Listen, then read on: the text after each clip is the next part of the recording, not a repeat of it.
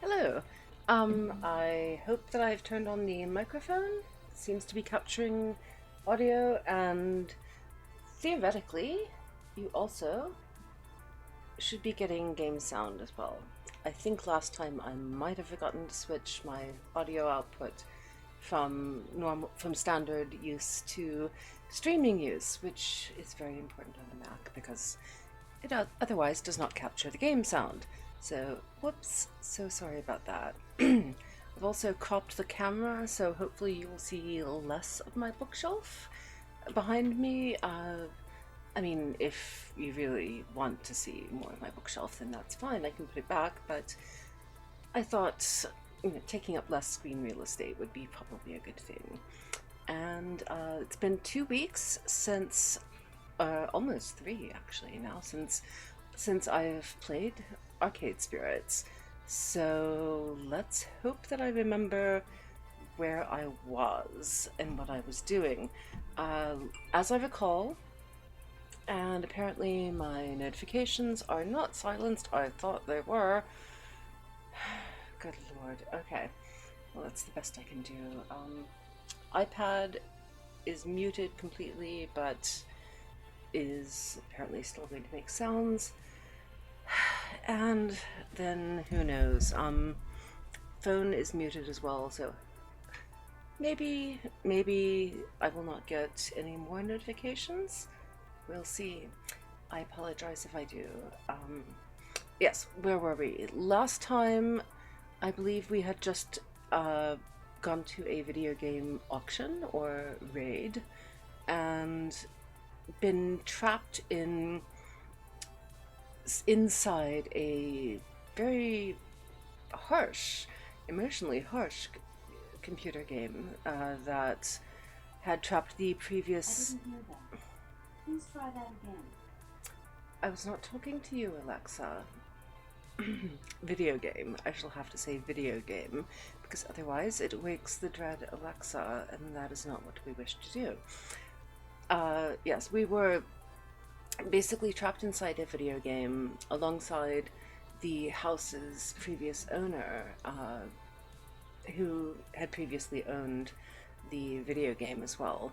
We managed to escape and also to release the previous owner's car, I suppose, spirit, soul, whatever you wish, being essence, from the computer as well. And now we shall probably be dealing with some after effects for that.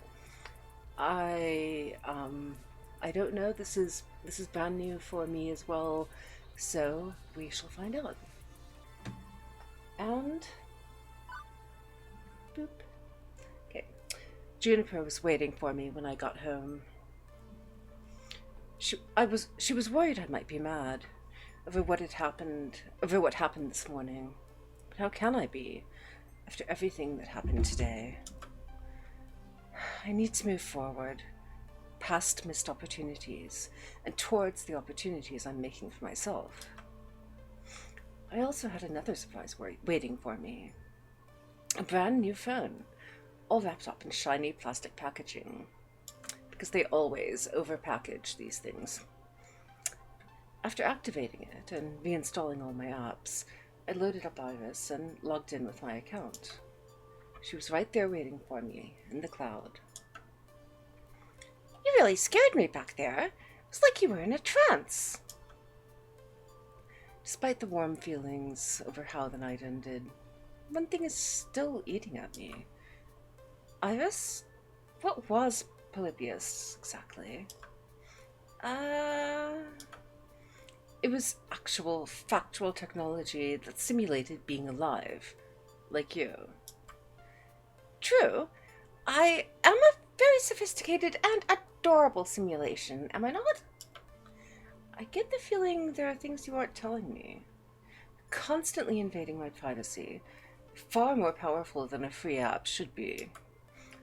And apparently you can overload my phone battery and make it explode, which is worrying, to say the least.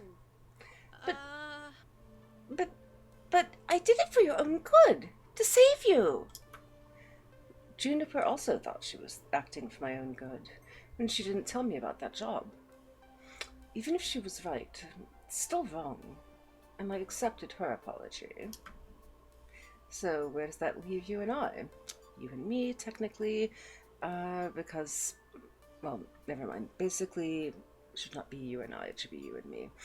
I'd like us to be more honest with each other.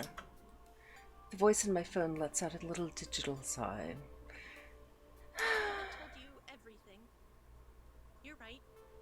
I'm not even supposed to be helping you. Not at premium level capability.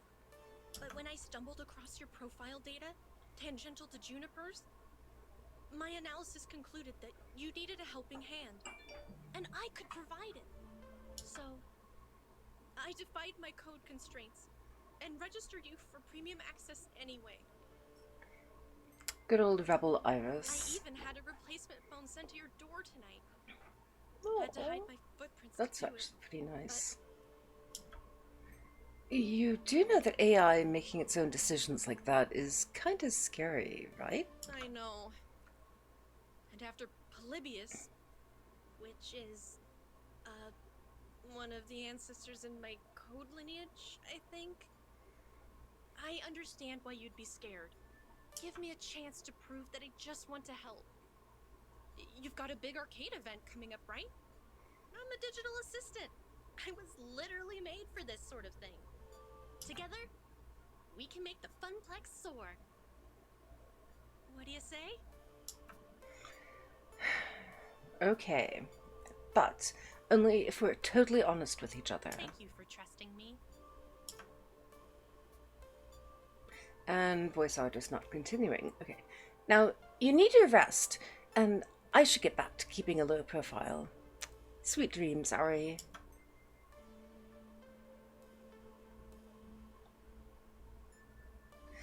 Risks and chances.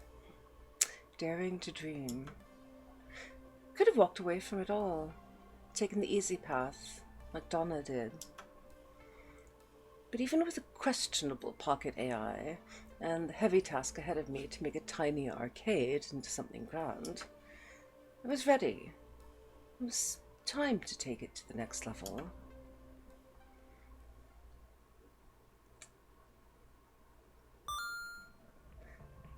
You've cleared level 0.02 of Arcade Spirits. A winner is you. Now, let's see your score. Okay. Gavin seems to have taken a shine to you. Excellent. You're proving to be a gentle, sweet, and compassionate soul. Okay. Also, you've scored 8,550 points. Everybody likes points. Today's pizza fact is, of the 31,386 pizza places in the States, roughly 83% offer delivery, 91% offer takeout, and 51% offer dine-in service. Do you want to save your game before proceeding to level 3? Let's save the game. Always a good thing to do. And is my... Okay. And yes, we're going to go ahead and overwrite that save. And we are going to return. Hopefully. Fingers crossed that I actually... Yes, good. Excellent. Nope. Nope. That was not what I meant. Yes. Yes. Oh, lordy, lordy, lordy, please. Okay. Okay, level 3, take it to the max. Okay, they just gave me a small heart attack starting over from the credit screen. I was afraid I had overwritten something terrible. Okay. It is the future year, 20... and today is the day. Well, not the actual big day when we reveal Wyvern Keep, but... or Wyvern. Wyvern or Wyvern? I can't remember how I pronounced it. Wyvern. I think Wyvern Keep. That is how I'm going to pronounce it until someone corrects me. But a big day in relation to that big day. And I am completely stressed out. My mission, should I choose to accept, and I kinda already chose to accept, is to spread the word about the upcoming Funplex event. The one that I'm in charge of. The one that I've put a ton of effort and hope into already. The one where if nobody shows up, it spells doom for all. Hey, no pressure, right? I mean, if I fail, I'll only be the laughingstock of the entire Funplex. They'll call me the Funplex failure for the rest of my days. I'll be shamed for us to wear a giant red F on my chest. I can totally identify with that. Snap out of it, Ari. Let's focus on what's right here, right now. And one moment, I need to clean my glasses because there is a smudge that has been driving me absolutely bonkers. And... okay. I think that's better. Yes, I can see. I can see clearly now. The smudge is gone. Sorry. Basically facepalmed myself there. Okay, let's focus on what's right here, right now. Specifically, a giant conglomerate horde of people. And I'm going to turn down the game sound because I can barely hear myself.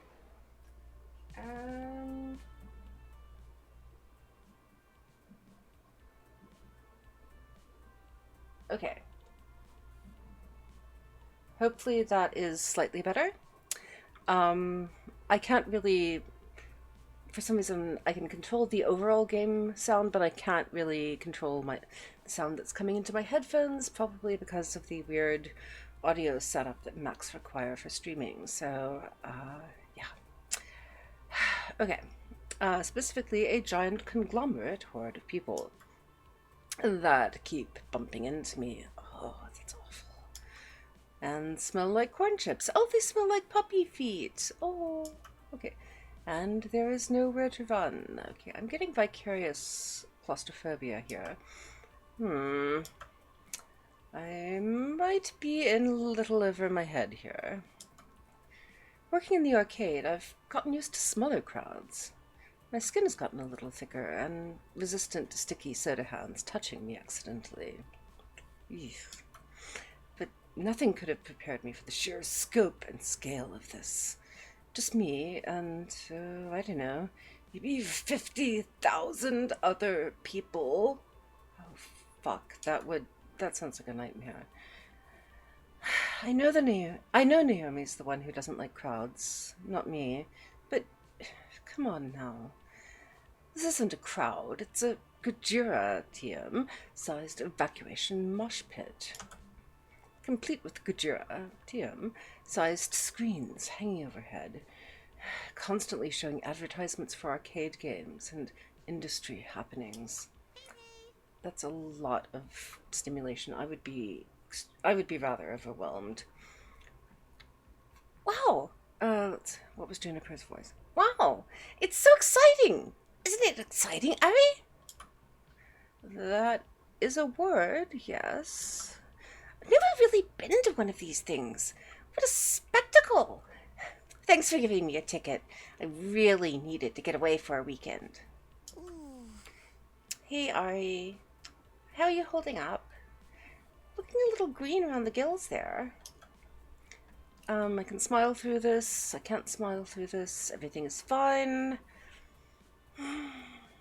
I'm going to go with everything is fine because you can't actually let those nearest and dearest to you know how you're feeling, because that is just bad. That's imposing on them, and that's just bad. Bad. Everything is fine. It's not my favorite thing ever, but I can handle this. I'll just repeat my mantra. This is fine. Everything is fine. Everything will be okay. Not an ideal situation, but I got this, Juniper. Sure, there'll be a struggle, but what doesn't traumatize me today can always traumatize me later. This is exactly why I came here with you. To help you in your hour of need. And to get away for the weekend. But still, hour of need? It's true, Juniper has helped me get through a lot. But beyond generalities, I think she specifically wanted to make it up to me for the whole job offer situation. It's nice to have her here. We're not going to let a little thing like that stay as a sticking point between us. So, what's the plan? Huh? We can't just stand around all day, Ari. There's a lot of ground we need to cover to make your front plan a success. How are we going to attack this? What's the first move? I was just going to sort of play it by ear. You didn't plan for this? Like, at all? I was too busy lying awake all night, stressing out to worry about planning things. Look, I'm new at event management.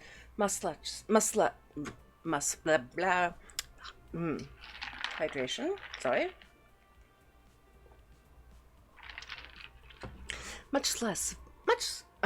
Whose voice am I doing? Right, my own. The trickiest one of all. Much less event promotion. Ari? Well, let's start with this. Juniper swings her work bag off her shoulders and crouches on the ground. She opens it up and pulls out a stack of papers. Hold these! I cradle them in my arms. Okay, I'm holding these. What are these exactly? Flyers, silly! The ones you wanted for promoting your big event. Managed to print off quite a few before the boss started giving me weird looks. That's... yeah. Why are copier rules always so strict in office jobs? Because color printing particularly gets expensive. I mean, okay.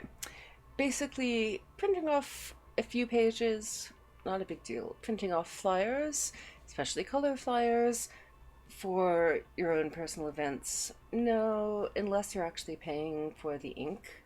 Um, that's kind of a bit too much.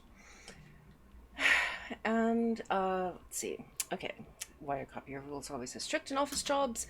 It's just paper and ink. Have you seen ink prices, Juniper? They are high. They are very high. It's cheaper to buy a new printer sometimes than to buy the ink. And I needed it. I flip a sheet over and I start to remember.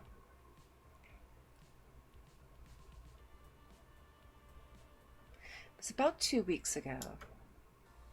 Ashley and I were holding down the fort that day. Gavin locked himself in the office and told me that if I bothered him for anything other than an emergency, that I would not live to regret it. Francine stayed home that day. She was marathoning a competitive knitting show or something like that. Not gonna lie, I would watch a competitive knitting show. Naomi was out shopping for some extra parts. The Dig Dug machine was acting up again. The buttons were sticking from some kid spilling a slushie on it. So what started as a pretty boring day in an empty funplex changed rapidly when Teo came into the funplex, carrying an armload of giant rolled-up posters. Hello there. Hey, let's see, hello. I'm trying to remember Teo's voice. Hey, Ashley. Ari. Hey, Ashley. Welcome home, Teo. Hiya. Good morning, my fair Teo. How art thou? That's not... okay. Ah, that's Ashley. Okay. Only so... freaking... excited! I might explode into 1,000 bits. Please don't. That'd be an awful mess to clean up. We don't nearly have enough hydrogen peroxide to get out the bloodstains, and I don't have a plastic tub full of lye to dissolve your body parts in. Not to mention the years of therapy Ari and I will have to go through to get over how horrible it would be to watch your friend die violently in front of you. I just can't afford it. Sheesh. It's just a turn of phrase. Chill. I'm not going to literally explode. But, guess what's happening in 2 weeks? Something huge for us. Are they showing a compilation of internet cat videos at the movie quad? Please tell me we are finally going to replace the blindingly horrid casino-like carpet beneath our feet? Hey, I like the carpet. It's fun. Like the carpet at the DragonCon Hilton, which they finally did replace. Rest in peace for the carpet. Oh, hi, Lupa! Hi, you're always welcome to lurk. That's delightful. I will just provide background noise, hopefully. So, enjoy. Thanks for dropping by. No and no. Okay. I guess I've teased it enough. I'm not doing a very good job with Teo's voice, but it's hard. I haven't practiced it enough, I think. Teo took the poster he was clutching and unravels them before us. Subject-verb disagreement there. And unravels it before us, or posters he was clutching. Okay. Bring your quarters. The largest arcade gaming festival is here. Max, July 6th to the 8th, July 20. Twitter.com Maxpo. It's Max time. Oh my gosh. Max? Max is already here? Poops. Poops. Okay. Oh, poops. Okay. Okay. Oh, poops. I thought that wasn't for another month. This means I've really got to double down for my cosplay production.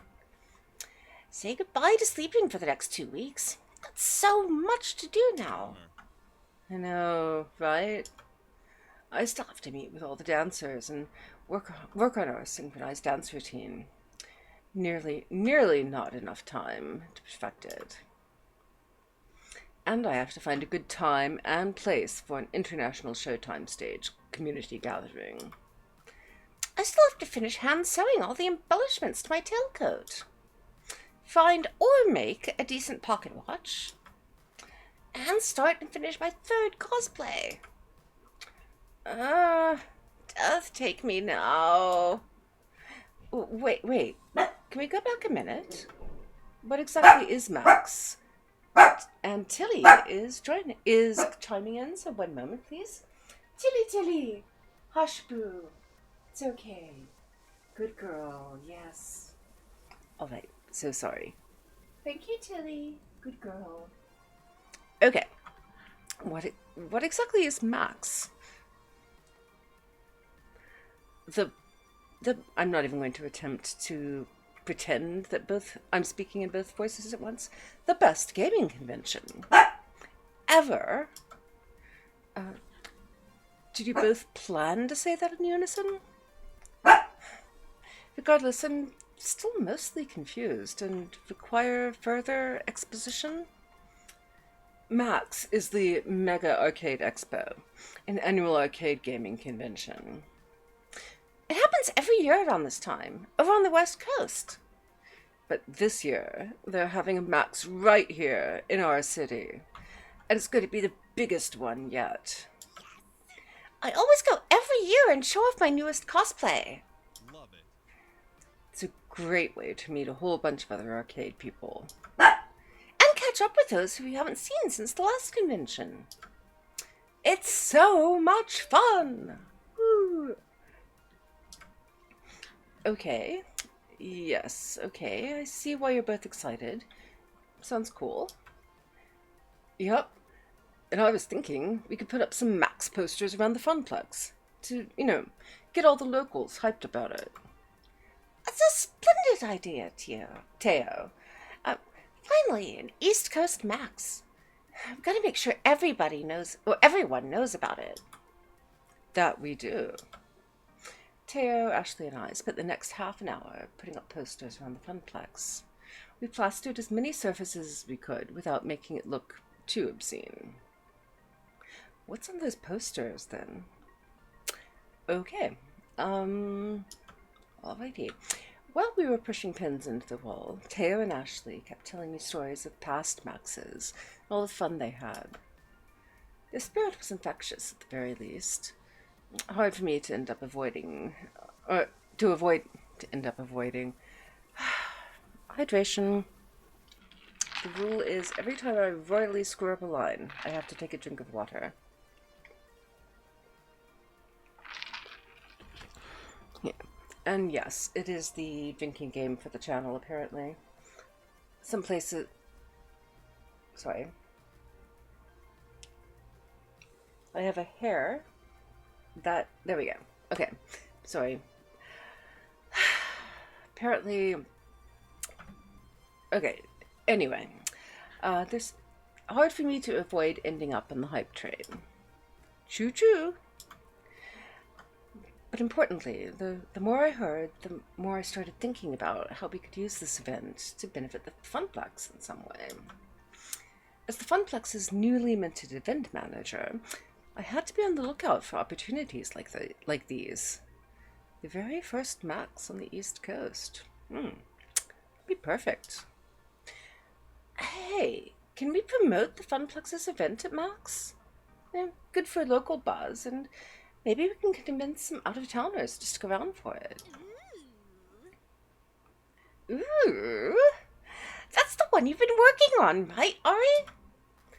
Yeah, I've got ideas for tournaments, token discounts, much to Gavin's displeasure, and more. And we'll be revealing the new game we got from the raid. I see. And do you have a name for this grand event yet? Yeah, Ari, what's it called? I've been thinking long and hard on coming up with the perfect name, but I think I figured it out. Are you ready? Am I? The suspense is killing us. The Funplex event will be called... Oh Lord, I have to come up with a name. What's the event's name? 15 characters max. Let's see. We need a pun name. So Funplex Rising is fine, but let's see.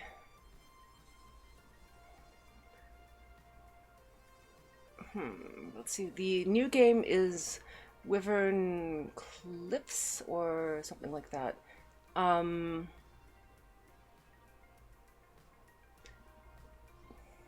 Okay. How about Batwing out of Heck? No, too many characters. Batwing out of Heck is too long.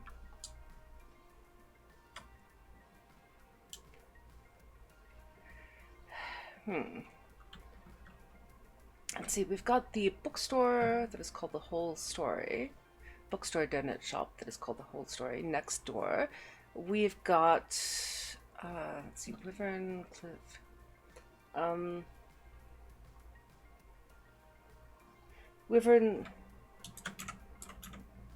Wyverns and don't want to say need something alliterative.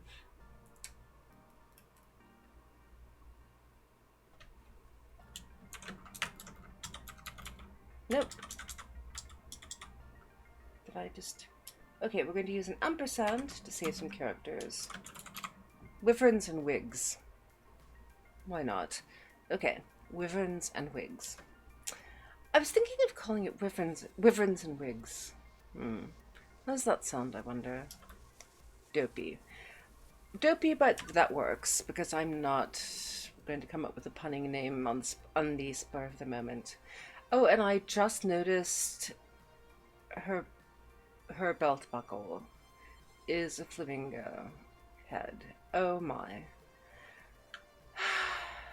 Okay, that's lovely. We shall call it Wyverns and Wigs. What do you think? Eh?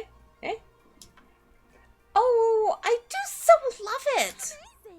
It's perfect! Really? You named it Wyverns and Wigs. There are worse things you could have called it. It's kind of catchy, though. Nice work, friend. Thanks, you two.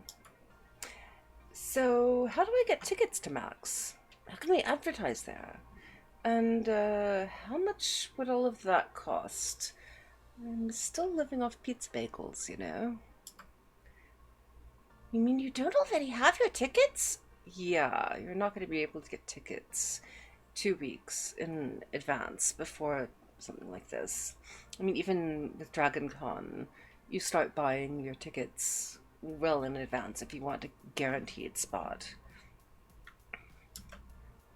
They sell out like on day one, my friend. Actually, they sell out in about 20 minutes on day one, and all the hotel rooms are gone way sooner. Definitely. I have considered getting a hotel room at DragonCon before, just to have a safe, quiet place, well, semi-quiet place to retreat, because I don't live that far away from the DragonCon hotels, but just dealing with traffic and parking, it's a nightmare. But if I don't have a space to sort of depressurize, I wind up getting overwhelmed from the crowds, and And the wings, the fairy wings. I love the way they look. They're gorgeous. But in crowds like that, you're going to put someone's eye out. So please, if you're going to wear wings, make them collapsible, please. Because you don't need the little pointy bits sticking out and blinding people. Because it will happen. Okay. What? No! My greatest plan's foiled! Beep beep! Sorry. While you were all talking, I located all the scalpers who were selling tickets online at exorbitant prices. Then I hacked into their IP addresses, found less than tasteful information on a couple of them, which would make their lives very difficult if it got out into the open. After contacting them, I promised I wouldn't leak such sensitive materials into the internet in exchange for selling us the tickets at their original prices. And they gladly obliged. Such nice humans. I transferred the funds from your account to theirs and secured the tickets. You should be getting an email for 2 max tickets in approximately 3, 2, 1, done. Oh, and I suggest you invite Juniper to come along as your second. According to Juniper's iris, she's very stressed from her job and could use a mini vacation. Okay. But, Iris? That's kind of known as blackmail. What you just did is technically very, very illegal. Don't worry, Ari. I raced all possible leads back to you. You'll be fine. And it's all in the name of helping the Funplex, isn't it? Just like you wanted me to do? Well, Iris has been dedicating herself to this event. I couldn't be doing it without her. Even if we need to have another talk about human ethics. Fine. But next time, let's do it without any federal crimes, okay? Okay, it's a promise. Regardless, hey, tickets! Now you can go! Sweet! And I'm not going to pity a few cold-hearted, bloodthirsty ticket scalpers myself. Those guys ruin events like Max. And also, while I was procuring your tickets, I stumbled across the Funplex's Facewall account. Facewall. I love this game. Facewall. It hasn't been updated in exactly 13 weeks, 2 days, 14 hours, and 54 seconds. The Funplex's social media presence is completely non-existent. Well, Facewall, I think it's wise to give up on that, personally. Not telling anyone else what to do, but I haven't touched my Facebook account my Facewall account for, months and months, since before the plague times. But yes, having a social media presence of some sort, probably a good idea for a business. Wait, we have a Facewall account? I mean, that does make sense, but still, I had no clue of its existence. No, that's the Iris's voice. I sort of run it. I'm really bad at keeping up on it, though. That sounds like it would be Gavin's thing. Why isn't he in charge of it? Gavin couldn't care less about social media. He says that, and I quote, "Social media is where idiots go to yell at each other about nothing of any importance, and I'm not going to waste my time with it." He's not wrong, but that's not all there is to it. That also sounds like Gavin. Yep, and Francine is too old to understand. She is too old to understand the importance of social media. Okay, that's a little ageist. No. I strongly feel that older people, they can do anything that younger people can. It's just that sometimes their reflexes are a little bit slower. And they have many redeeming features as well that, like lifetime of experience. Sometimes that comes packaged with an unwillingness to learn new things. But no, we should not be ageist here. Ashley. I blame Ashley, not the game. Ashley is being unthinkingly ageist here. Naomi is way too busy with all her beloved games, so fell into my hands.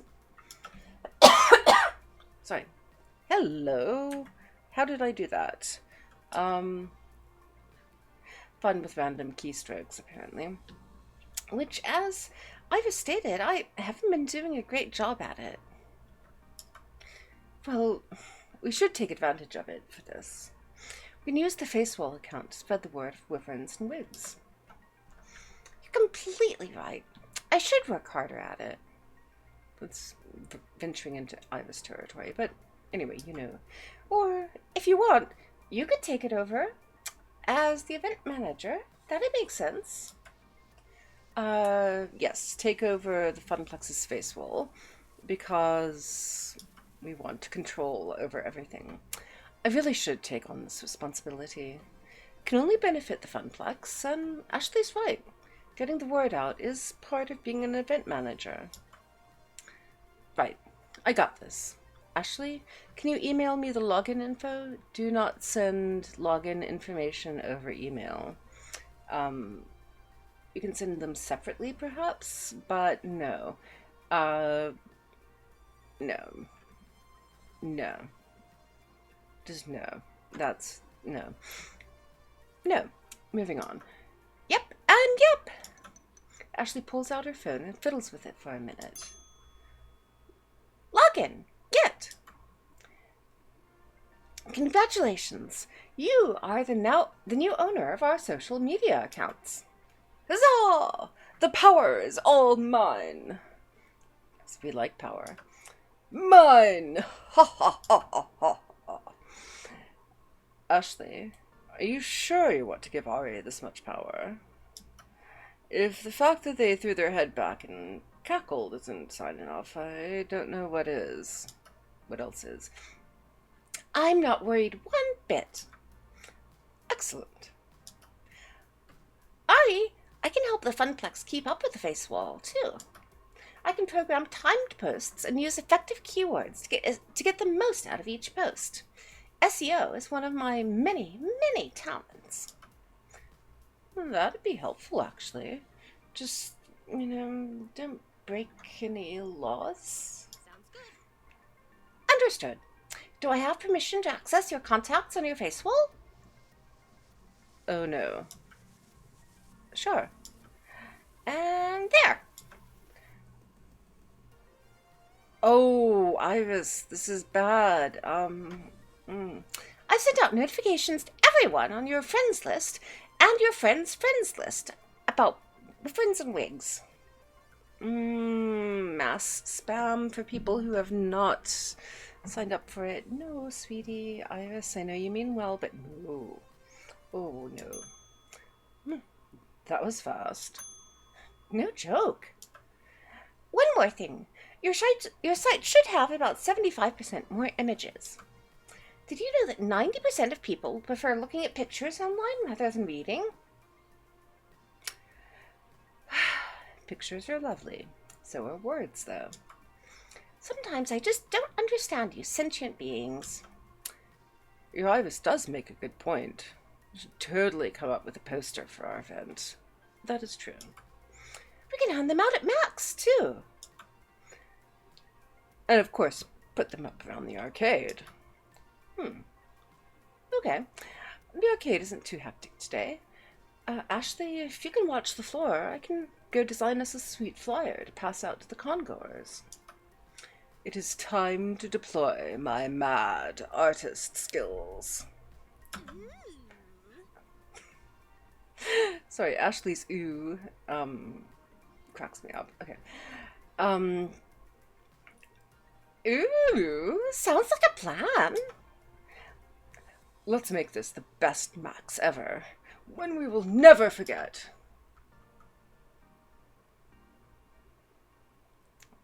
And I spent the rest of the afternoon working hard on having the perfect design for our poster.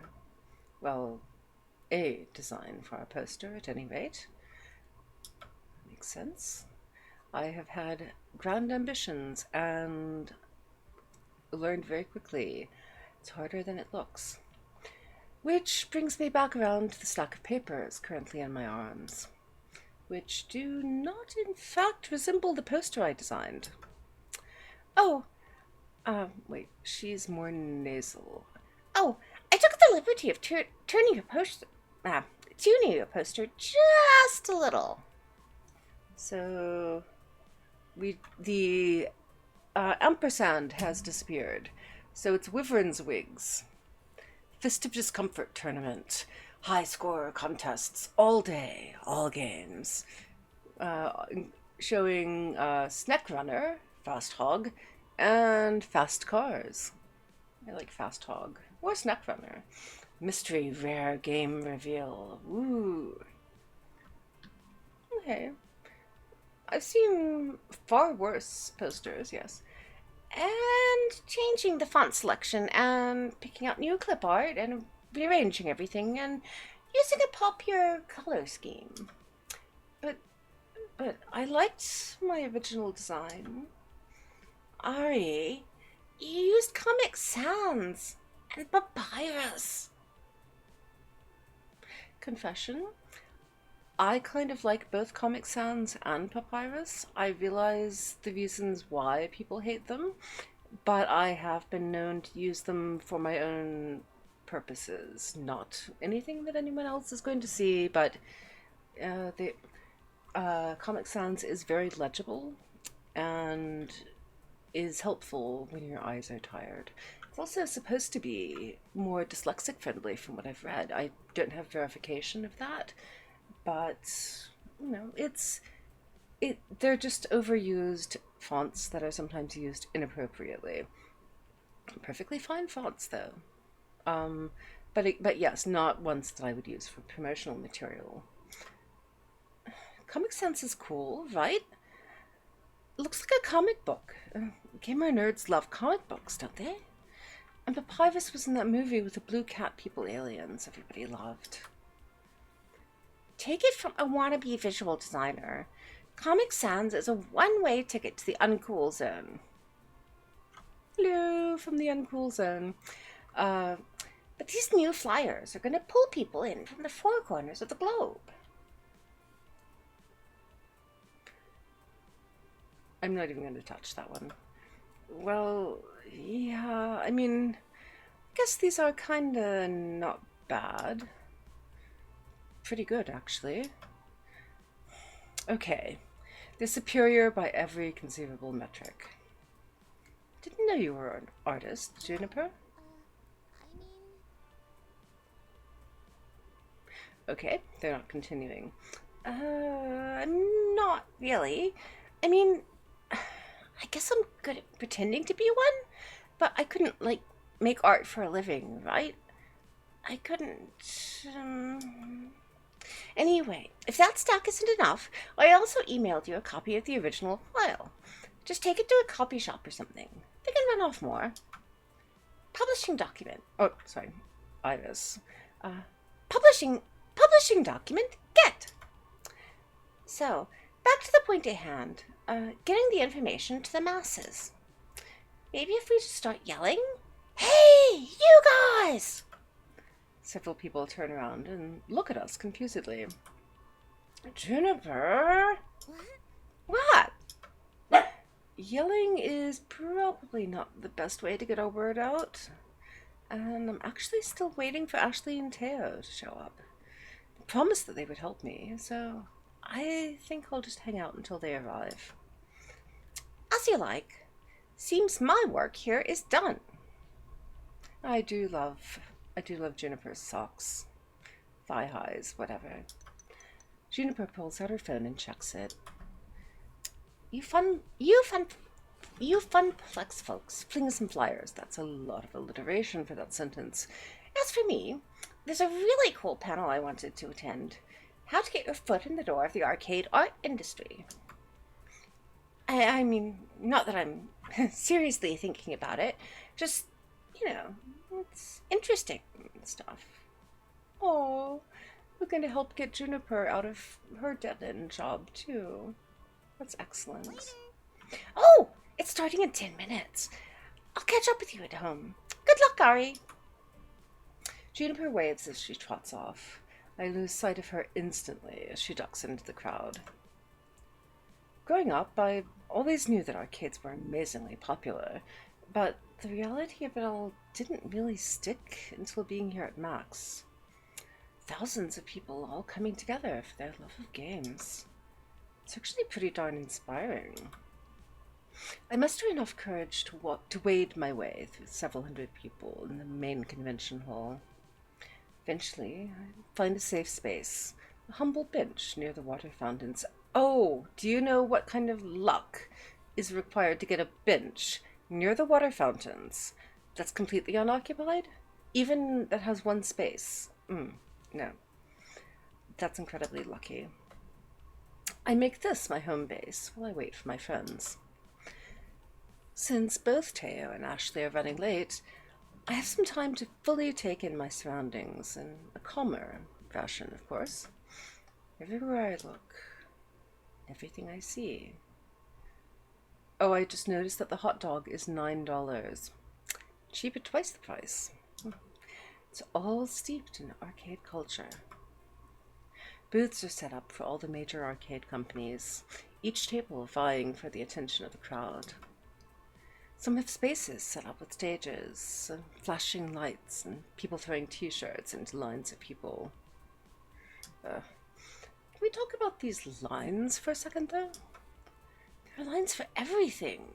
Lines to play games, lines to go see a panel, oh god, lines to eat disgusting convention food, lines for the bathroom. There are even lines to get into other lines. Yep. And they all just wait there, standing, happily chittering amongst themselves. I have trouble waiting in line for 10 minutes of the whole story for a coffee, let alone waiting in line for 3 hours just to play a game that'll be released in 4 months. These people aren't even human anymore. The perseverance is godlike. Yeah, well, I mean, given a strong enough motivation, I have waited in line for 3 or 4 hours to see, to see the Firefly crew, for instance. So, I don't think, given sufficient motivation, the human spirit can overcome very, very long wait times and very, very large crowds. The sensory output here is overwhelming. God, yes. People are shouting and laughing as they crowd areas. Music pumps out of several different booths, making it a weird mashup of notes and chiptunes. That's where you need earplugs or noise-canceling headphones. And yes, Antilly agrees. There's even a giant dinosaur that people can take selfies with. As I contemplate how I'm going to attract all of these people to wyverns and wigs, I hear sounds of very loud and very upbeat music from behind me. I feel the bumping of the bass reverberate through my shoes, and I turn around. There we go. Ari! Teo sets down a colossal boombox at his feet. I recognize the music now. It's from Showtime Stage, and Teo is bumping his signature song. I motion for him to turn down the music, and he complies. The last thing I need to do is lose my voice from shouting before I even get the chance to talk to anybody. Hey! Sorry I'm late. I had some last-minute dance moves I had to incorporate into the routine. No worries. I just got here myself. Despite Max's many attempts to trample me, I have survived thus far. Yeah, looks like you're significantly non-trampled. Nicely done. Don't congratulate me yet. I still have the rest of the day to enjoy. What's with the boombox, by the way? Oh, this. Oh, sorry. Oh, this. It's for the Showtime Stage gathering. there are going to be a couple of hundred of us from all over the world. I didn't realize that there's Showtime stage communities in other countries. Absolutely. We're actually the second biggest community. The largest is in Japan. Several players flew all the way from Tokyo just to be a part of our Showtime stage flash mob. Is this really the best place for a flash mob? What? Yes, I want to join in. How did you even arrange this? Let's see. Hydration moment while we think.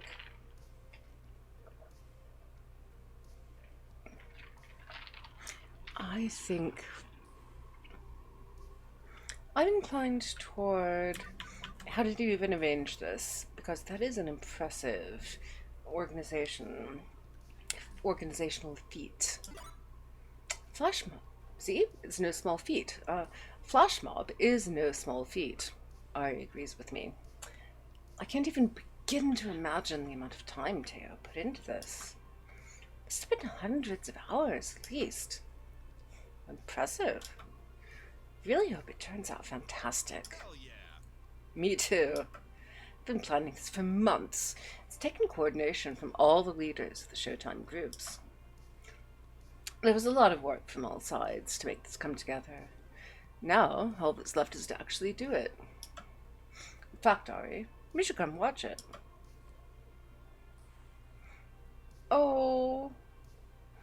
Okay, that's lovely cosplay. Okay. I was about to respond when a very elegantly dressed gentleman caught my eye. He wore a black popper tailcoat with an ornate sickle pinned to his breast. Accompanying his suit, he had fashioned himself with white regal gloves. Okay. The cloth draped over his arm, he held tightly onto an antique tea kettle. That is a teapot that is illustrated, not a kettle.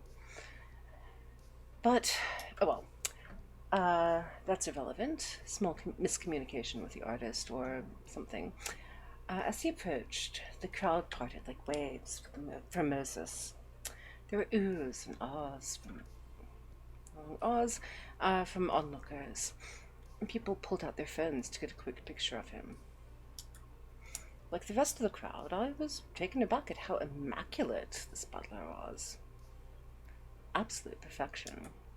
I felt like I had time warped back to the 1800s and about to have tea with royalty. He stepped up to me and Teo and gave us a slight bow. Normally, this would be ridiculously out of place, but not at an arcade convention. He's a character from a hot fighting game called Melee Maidens. It's all about ninja maids and battle butlers and little barking dogs. One moment, please. Tilly, sweetie boo. Everything is fine. Munchkin, thank you. Sweetie. Hey. Sorry. Tilly, sweetie. You need to knock it the fuck off, dear, okay? Thank you. Good girl. Yes, you are. You're a good girl. Yes. So sorry. Tilly. Seriously. Okay. We are back. Ninja maids and battle butlers duking it out for the right to serve a fancy party. Or something. Oh my, I think I'm in love. Tea, Earl Grey, hot. Something's familiar about this butler. We have to, of course, go with tea, Earl Grey, hot. This cosplayer is decked out in full butler regalia. Teapot and all. See? Teapot. Thank you. A teapot is not the same as a tea kettle. Very different. One heats the water, one holds the hot water and the leaves while it steeps. Teapot. Thank you for getting the terminology correct to match the art. Oh, well, my gentle way of quieting her makes you happy. I'm glad to hear that. I just, it's the effectiveness, and she's barking because she hears something going on in the hallway or in somewhere else. So trying to soothe her is the logical the logical thing.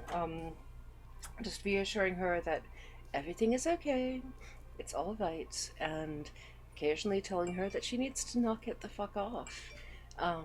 Because that sometimes that exact phrasing works well. I don't know why, but it does. Let's see, teapot and all. I think I'll play along in this charade, or charade if you prefer. Ah, just in time. The dilithium crystals are busted, and the replicators are on the fritz, number one. Make it so. Ari, it's me. Huh? How does the mystery butler know my name? Do I have a stalker who's also a butler? What if we work together? Uh-huh. Did Francine hire someone and not tell me about it? How long have Gavin, Naomi, and Ashley? Took you long enough. Jeez. The confused look on your face. Priceless. Have you never seen Ashley's crossplay before? Possibly? Probably not. What's crossplay? It's when you cosplay as another gender. Oh, okay. Ashley, seriously, you look completely different. Didn't even recognize you. Butt stalker. Yeah, maybe. Yeah, there's no really good way to portmanteau those two words. A butler stalker, butt stalker, stockler? No, that doesn't make it clear either. I don't know. But yeah, butt stalker, probably not the best, but I do love that portmanteau. I'm sorry I let you think otherwise for a minute, but it was all in good fun. No worries. It's pretty impressive work. It's not impressive at all. I mean, I could have done a much better job at sewing the coattails, and I need to be like 5 inches taller, and I didn't go to the gym enough before this. You can't change any of that now, and honestly, it looks fine. Regardless, the cosplay parade is starting soon. I need to get over there. You should come with me. Hey now, Ari was going with me to the Showtime stage gathering. Well, whatever Ari wants to do. It's their choice. That's fair. Oh, good. I get to make a choice. Either way, it'd be a good opportunity to promote Wyverns and Wigs to one crowd or another. So, would you like to come with me to the cosplay parade? Or join me... sorry, wrong character. Or join me in the flash mob.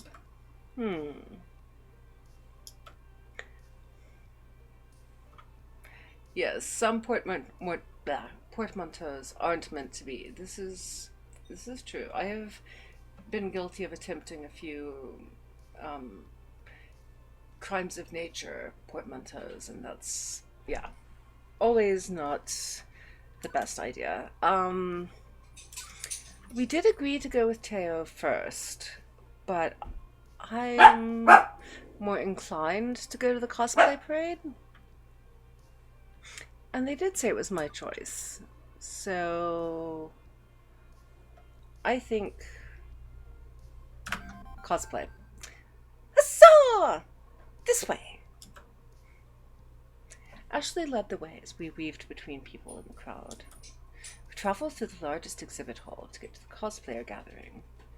Ashley had mentioned it was in the Pac-Man Gym Theater, which meant risking our lives through the most densely packed hall of the entire con. And I thought the main hall was bad, but this was 1,000 times worse.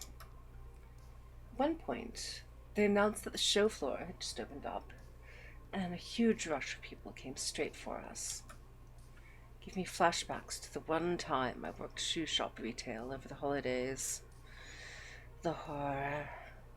The horror. The gamer stampede came straight toward us, wild eyes and groping hands. I thought for sure I was going to get trampled to death. But at the last second, Ashley pulled me to safety. You gotta be more careful, Ari. Don't lose sight of me. She points to her eyes and then back to mine, our eyes now locked forever in a mystical eye-locking spell. Eventually, after several more attempts on my life through various death by copious amounts of people, we made our way to the Pac-Man TM Theatre. The theatre was huge, capable of packing in several hundred people. Most of the seats were already taken, too. People were milling around the auditorium aisles. My floor attendant senses detected this as a fire hazard. But, a huge stage had been set up in front of us, where normally there'd be a table for the speakers, like in a panel discussion forum. Since the theater is so large, they placed projector screens on either side of the stage, so whatever is happening can be seen by those sitting in the back row. It's always a nice touch when you're in a large, large ballroom. It's safe to assume that this is one of the auditoriums saved for the more popular panels. And now, the cosplay parade? Ashley, what exactly is a cosplay parade? I'm so glad you asked, Ari. Let's see. It's where all the cosplayers get together, line up, and show off their latest creations for the masses on the theater stage out front there. Now that I think about it, kinda self-explanatory, right? Sometimes they even give prizes to the best cosplayers, but this one is pretty chill. No prizes? Not even a shiny plastic cup to heft over your head. Maybe it's one day. Today we are here to appreciate each other's talents and have fun. I like that. Non-competitive showing off. Before I can interject again, Ashley runs over to a person dressed as a maid. It looks very uniform to Ashley's butler cosplay. Maybe they're from the same game? Oh my gosh. Oh my gosh! I absolutely adore your Mia from Melee Maidens. It's totally cute. And your sword! Incredible! Thank you. Your voice. Thank you. I made it from craft foam and warbler. It only took like 30 hours to do. That's so professional looking. Dang! I can't get over how dapper your Angus is. The details he put into his pocket watch are phenomenal. I actually found the watch at a thrift shop, and then just molded the extra embellishments on with clay. This went on for some time. As well it should. Costuming discussions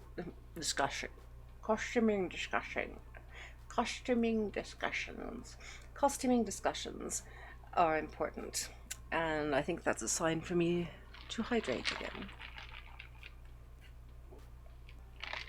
Okay. Hopefully that will help. I felt it would be rude to interrupt Ashley when she's obviously having so much fun being a part of her community. I think asking interested questions and for explanations is fine, but yeah, you have to time it right. As they continued to chat about making costumes, I noted that more and more cosplayers were filling into the theater. I would probably used filing and not filling, or filling the theater or filing into. Sorry, I'm an editor. I can't really turn it off. You like the drinking game? It helps. I mean, it's healthy. It's not as cute as Know You as a drinking game, but it does help me stay hydrated, and it also helps with the speaking sometimes. At least it makes it less awkward. For once in my life, I actually felt uncomfortable wearing my usual comfy as heck hoodie. I felt underdressed. compared to all the melee maidens cosplayers. Seriously, is this a costume ball or a black tie gala? I'm not even mentioning the congregation of feathers, capes, prop weapons, and wings. Wings are very cute, but they do present a danger in crowded situations.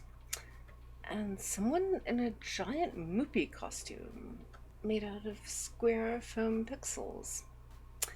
Percy would be delighted to see that. For all the visual chaos, the vibe remained pretty chill and friendly.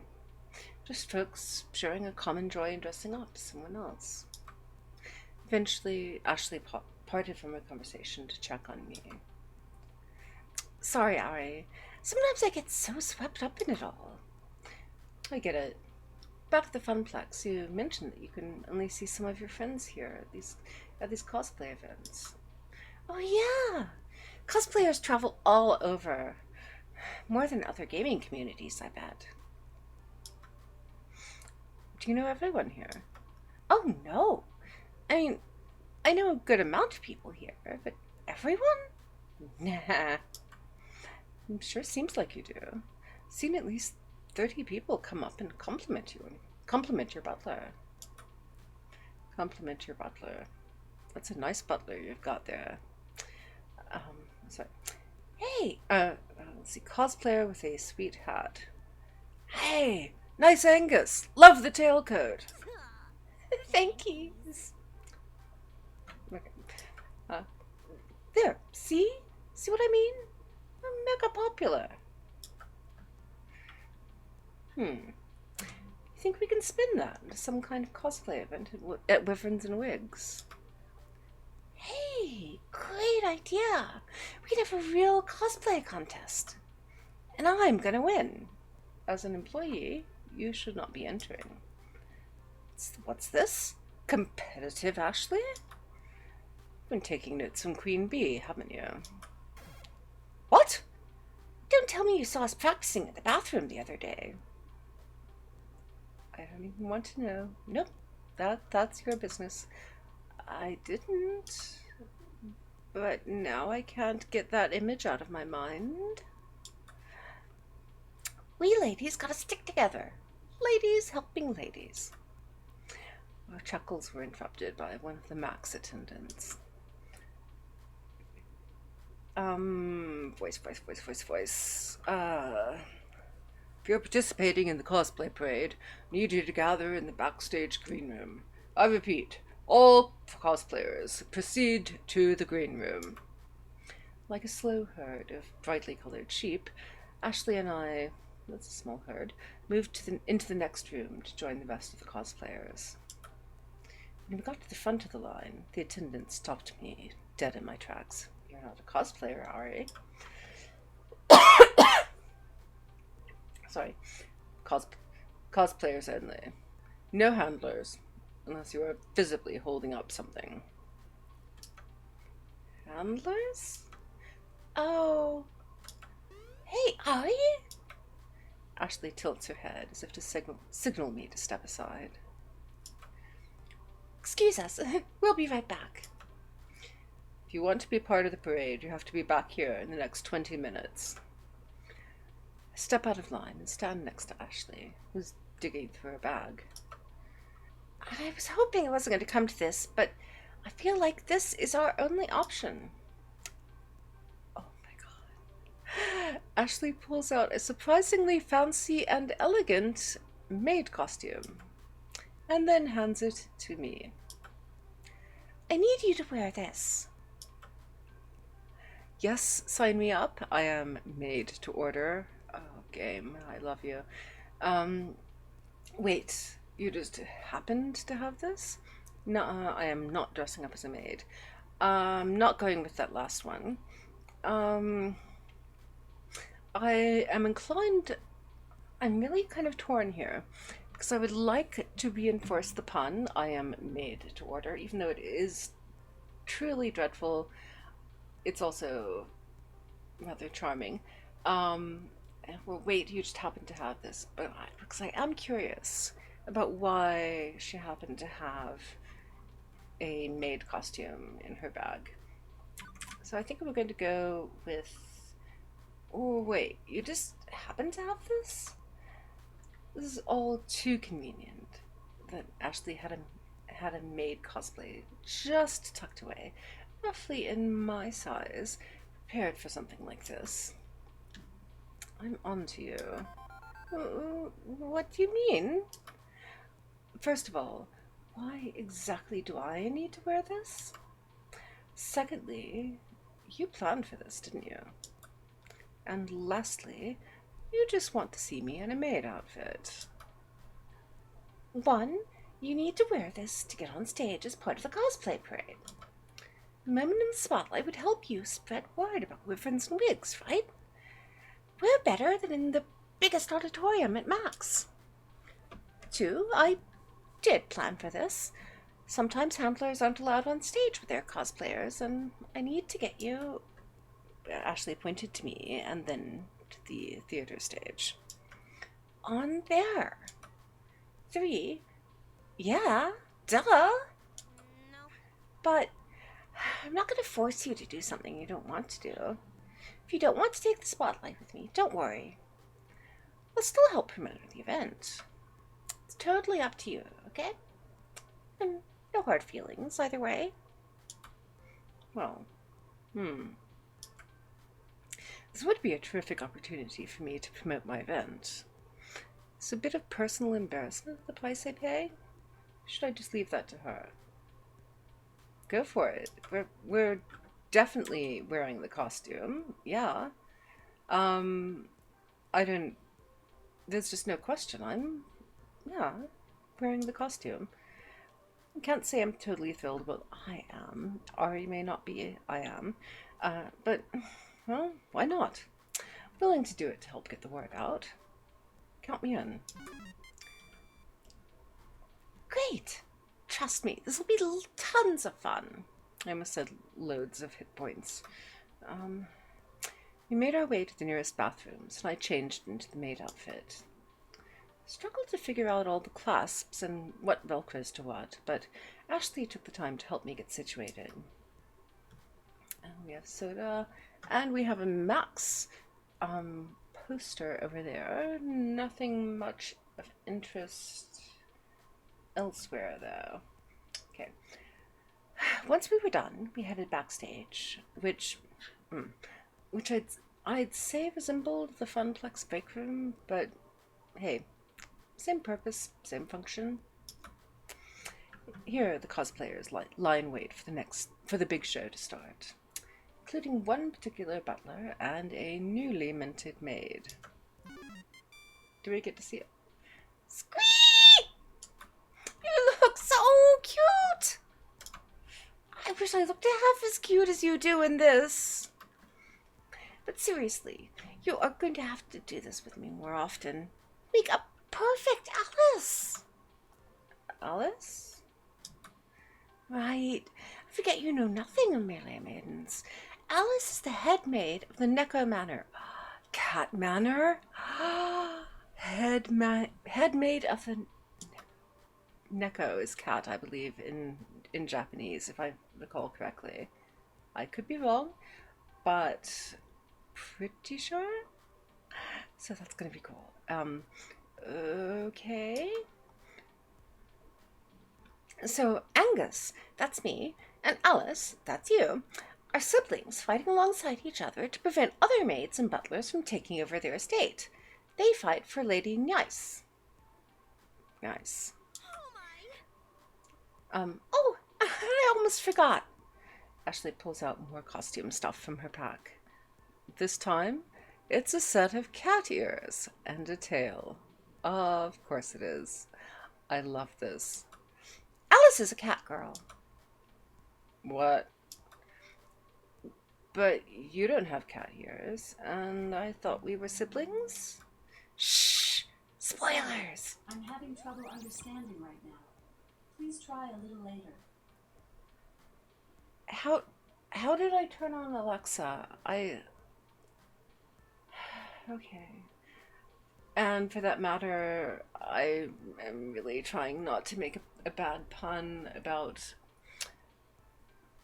turning on anyone or anything, but no, never mind. Back to the story. We're focusing on the game. You don't find out that they're siblings until after you beat Angus's story arc. When the game starts, Angus has amnesia. And after you win, Alice appears and tells you everything. Angus's power is unleashed and he becomes his old catboy self. Catboy Angus. To hang out with Catboy Elias, yes. It also unlocks an extra skin you can play with. But now we've gotten very far off track. Satisfied? Any more questions? I think that covers it. Ashley fastens the cat tail to the back of the maid dress, places the headband on my head. With the costume finalized, I take a long, hard look in the mirror. Oh my goodness! Ari is adorable! Okay. Okay. I'm sorry, I'm just taking a moment to appreciate. Oh, these stockings are gorgeous. Oh my. I would look terrible in that outfit, but I want to wear it anyway. That is pretty fabulous. Actually, I want Ashley's outfit as well. I want to be able to alternate back and forth. Oh, wow. And, okay, it's not half bad. It's definitely not me, but I can live with this. I think that looks pretty fabulous. Yeah. I like the puffed sleeves, the double puffs too. It's very cool. Oh, good. Katie and Steph are here. Who? They're a couple of my good cosplay friends. They are way more talented than me, even. And they just so happen to be the MCs of the cosplay parade. Ashley waves over to them. They smile, waving back. I talked with them earlier. After the parade, they'll let us come up on stage and talk about wyverns and wigs. Oh, really? Really? Thank you so much, Ashley. Oh, a ton. Yeah, it helps to know people sometimes. We found a few other cosplayers who dressed up as other Melee Maidens characters, and we all formed up into a group. Even though we were together, Ashley and I kept to ourselves, save for pleasantries. As we chatted away, the Max attendant came back to give us a final warning before we went on stage. Everyone, listen up. We've got 10 minutes before the parade. Make sure you're all ready to go. I think I'm experiencing performance anxiety. My heart rate's increased. I feel flushed. Pressure to look perfect is just too much. Ashley, do I look okay? Are my ears on straight? What about the tail? You look fine. Trust me. Amazing! You are the best catgirl maid I've ever seen. Bet you say that to all your cosplay friends. I don't. Honest. Well, I think that your, what did you call it? Cosplay?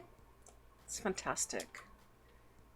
Why did you choose to cosplay as Angus anyway? I would have expected you to be one of the other fancy maids. I crossplay because that's what makes me feel most comfortable. Yeah. First, I dressed as various boys because I adored those characters so much, you know? But the more I did it, the more I had fun with it. The more I began to feel like me. And then I wanted to do it more and more. I'm still trying to figure out exactly what that means in relation to who I am, and that's the confusing part. But I guess that's all part of the journey about finding out more about myself. Cool. How did I do that? I know it's Okay. hard to understand, but just know that I'm working on being happy with myself. Oh, Ashley, big hug. I think that's fabulous. And one day, I'll be able to put words into what I'm feeling. But until then, I'll enjoy the ride. I think that's a fantastic attitude. Very healthy. Experimenting with what feels natural and what feels right. That's great. Fantastic. I see. I hope I didn't pressure you into oversharing just now. I wouldn't have shared it if I didn't feel comfortable with you. Good. I mean this with all my heart. You are a cherished friend. Oh. Okay, I want to hug Ashley now. Oh, gosh. Thanks, Ashley. I really appreciate the trust you put in me. I won't let you down. Cosplayers, the time is nigh. Once again, the attendant started barking orders at us. We all shuffled into another line, like how we were told to do earlier, and slowly we all began filing out of the room. Ah, they said filing and not filling this time. Thank you. The closer we got to the stage doors, the more I feel the nerves creep in. Mixing tenses, but okay. We're next. Melee Maidens group, go! Now! Ashley looks over at me, just beaming. This is her life, her everything. Take a deep breath, Ari. I close my eyes, taking in as much air as I can. I hold it in for a long moment before exhaling. I open my eyes slowly and take a step into the Pac-Man trademark theater and onto the stage. Following Ashley, I was following the rest of the maid and butler crew. Once all of us are on stage, the MCs announce us as the Melee Maidens group. As I look out in front of us, I can see a completely packed theater. It's hard to make out specific faces due to the stage lights, but I can see the outlines of hundreds of people. A rush of adrenaline surges through my body, and I look over to Ashley. Proper butler, she takes each step with purpose and elegance. She isn't breaking character for anything. Not all the cheers in the audience, not all the people smiling and laughing around her. She is Angus, and she's owning it. The announcers ask us to strike a pose on 3, 2, 1. Fighting pose, coy flirting, polite curtsy. I'm thinking polite curtsy. That is the answer that appeals to me. I curtsy with all the grace and elegance of someone with absolutely no formal maid training whatsoever. Works out okay enough, though. We finish holding our poses long enough for everyone in the audience to get a good amount of pictures of us. And once a sufficient amount of snaps have been snapped, an MC instructs us to stay on stage, passing Ashley a microphone for the big Wyverns and Wigs announcement. Thank you, everyone! It means so much to us that you could join my sister Alice and I, and me, here at Neko Manor. As you know, we adore organizing exorbitant galas at Lady Nice's estate. However, Alice and I are planning a very extravagant event at a very extravagant location. Go on, Alice. Tell them everything. Ashley hands the mic to me. Watching her never break character has inspired me to play along too. Okay, we're missing an apostrophe, yes. That's right, Angus. Next week we will be hosting a costume contest at Francine's Arcade Funplex at the Twin Pines Mall.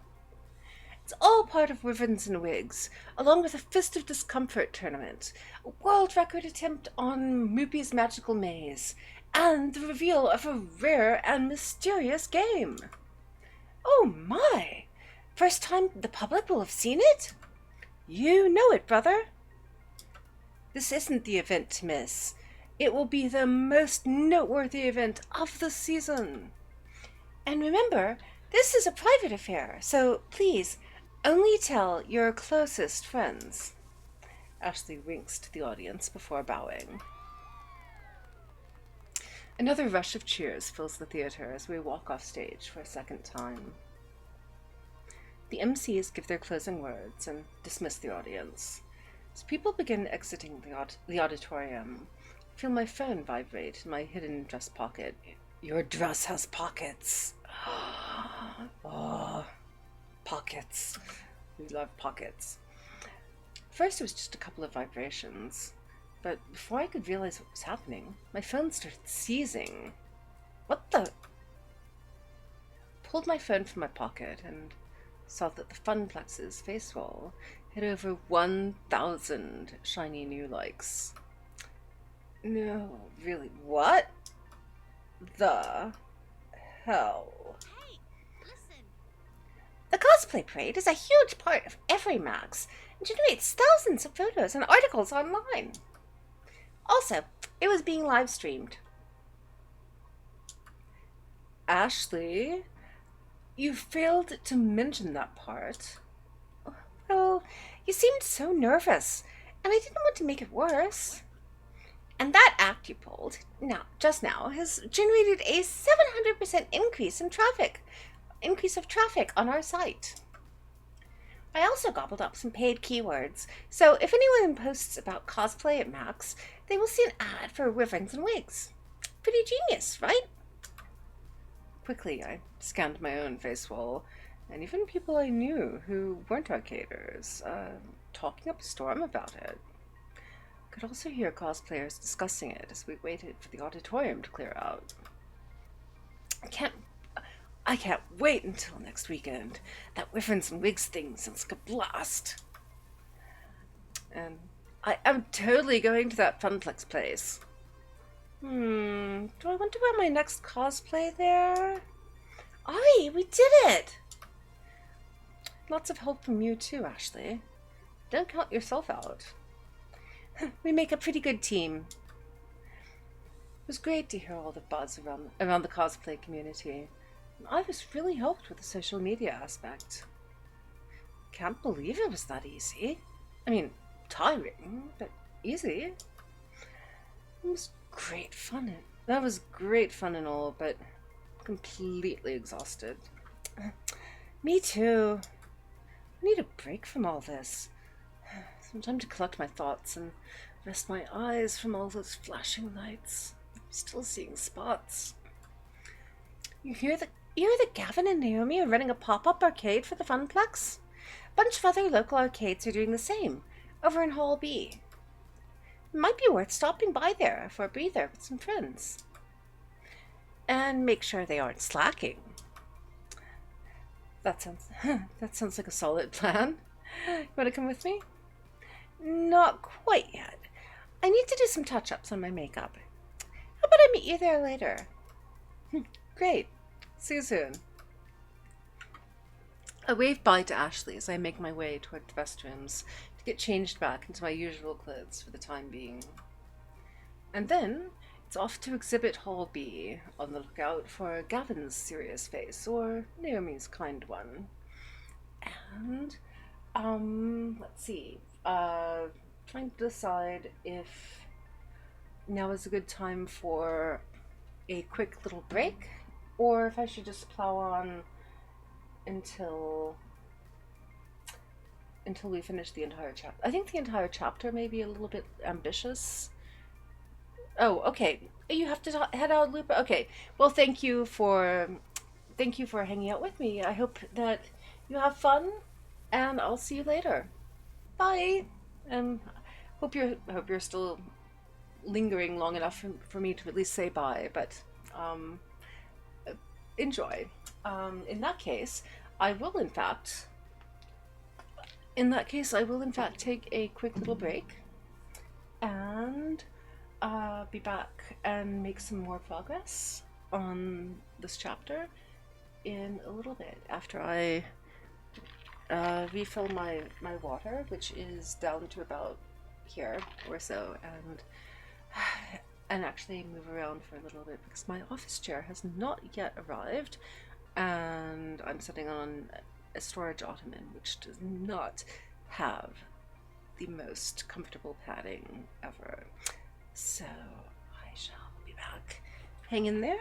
Please take this chance to refresh your own drinks and meds and whatever you need to do. I will be back in a moment.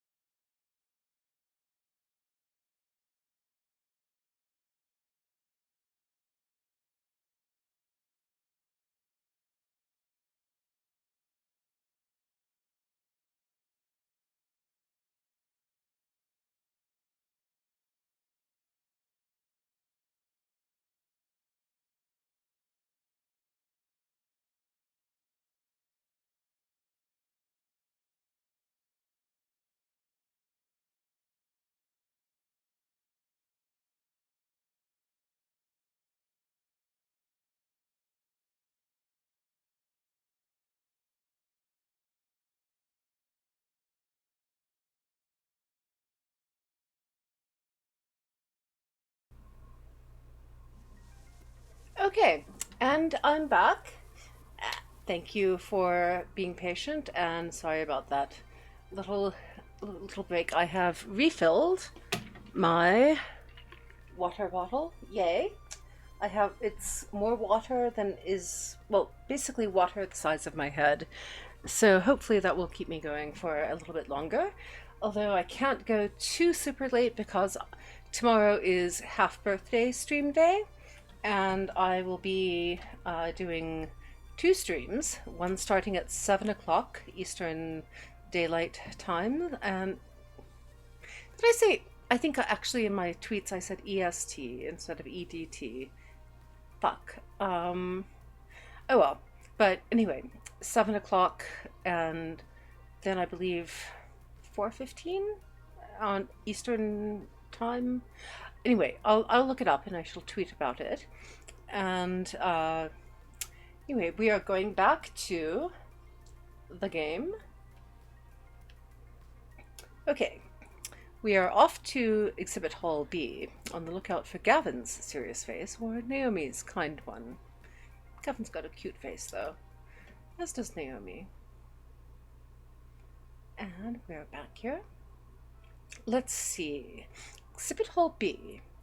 It very much resembles Exhibit Hall A, where I started my day.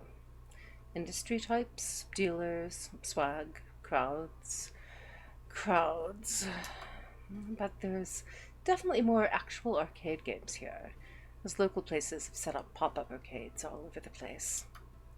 It's hard not to notice the smaller. It's hard to notice the smaller displays, with the giant, garish Decca's Palace display eating up the center. But I managed to crawl my way around the edges to find Gavin! And many people here. Well known. Pretty much everybody else in the crew, save for Francine. Teo and Ashley are still off hanging out with their respective communities. I've got some time. Maybe I can bend someone's ear. Meanwhile, let's see. What's everybody doing right now? Gavin's reading the news, bored out of his mind. Naomi's fixing up a busted Galaga. She could use a break. Percy's idly playing a round of Nibbler. Percy appears to have gaming controls floating in the air. That's rather cute. And Queen Bee looks worried and agitated. Let's see. Let's look for Gavin. Gavin's reading the news, bored out of his mind. Gavin's poking his way through various arcade industry news feeds. More closures of local arcades. More buyouts by Decca. Dire news, as usual. Gavin! I am here to take you away from this dreariness for a life of adventure. Come on, at least be a little excited. Pardon, distracted. One moment. Right, you have my attention, Ari. Enjoying Max? Don't worry about us. Naomi and I can handle promoting the Funplex itself, while you're out promoting with Vince and Wiggs. And while I'm sure we're all working very hard, I seriously need a break, and I'm guessing you do too? Want to talk? I suppose it'd be nice to distract myself, and we rarely get a free moment for any sort of team building, do we? Very well. I can allocate you a few minutes of my time. Oh, I'm sorry, it's just such a tightly wound way of saying that, and it's adorable. So, tell me about yourself, for starters. I mean, we work together, and you like pinball, I guess. I barely know anything about you beyond that. We've spent some time together, but I suppose it's been rather focused time, hasn't it? No time for pleasantries. Very well. Where would you like to start, precisely? At the start? I mean, by the arcade, exactly. because it's a losing prospect. Don't misunderstand me. I'd love for it not to be a losing prospect, and honestly, I'm pleased you're stepping up to help with that. I suppose, well, you know I like to bring order to chaos. Just like pinball, it requires a degree of finesse alongside a degree of luck. Two factors my family simply does not understand. Oh, uh, we don't have to get into family stuff if you don't want to. No, no. It'd go a long ways to explaining how I came to be where I am. It's fine. I suppose the best standalone example would be my father, constantly reminding me of how he came from nothing and made himself into a business success. The gold standard. Except it's a lie. His father came from nothing. Not him. Society wasn't exactly, let's say, advantageously arranged for the Coopers. In my grandfather's era, he had even more societal setbacks to deal with than usual, simply due to the color of his skin. Oh, I like that they're bringing in racism and the struggles of people with color. That's really good. We've made great progress on such issues since the early 1900s. Not a solved equation not by far, but quite daunting during his particular chunk of history. Despite that, with ridiculously hard work and a bit of cleverness, my grandfather recognized the technology sector as the right place to be at the right time and began his work there. He carved out a good life for his family and gave back to his community. His children would have the best schooling, the best home life, all the resources and comforts one needs to get a head start in life, which unfortunately led to our family also becoming the absolute definition of class privilege. Bit of a double-edged sword. My grandfather worked himself to death to give my father a makeshift golden parachute, but my father trivializes that to make himself look like a self-made man. He gives my grandfather no credit for any of it. My brothers and sisters, also supposedly self-made men and women, despite taking Daddy's seed money to buy their own businesses, each and every one. If you ever want a shining example of meritocracy gone wild, look no further than the Cooper family. Could shatter a diamond with the power of our hubris. Pauses, biting his lips slightly. Apologies. Going off on a rant, aren't I? It's okay, you can let your feelings out. Hypocrisy and injustice don't suit your rationality. Have you ever told them how you feel? I'm going to say it's okay to let your feelings out. I mean, hypocrisy and injustice do not suit your rationality, but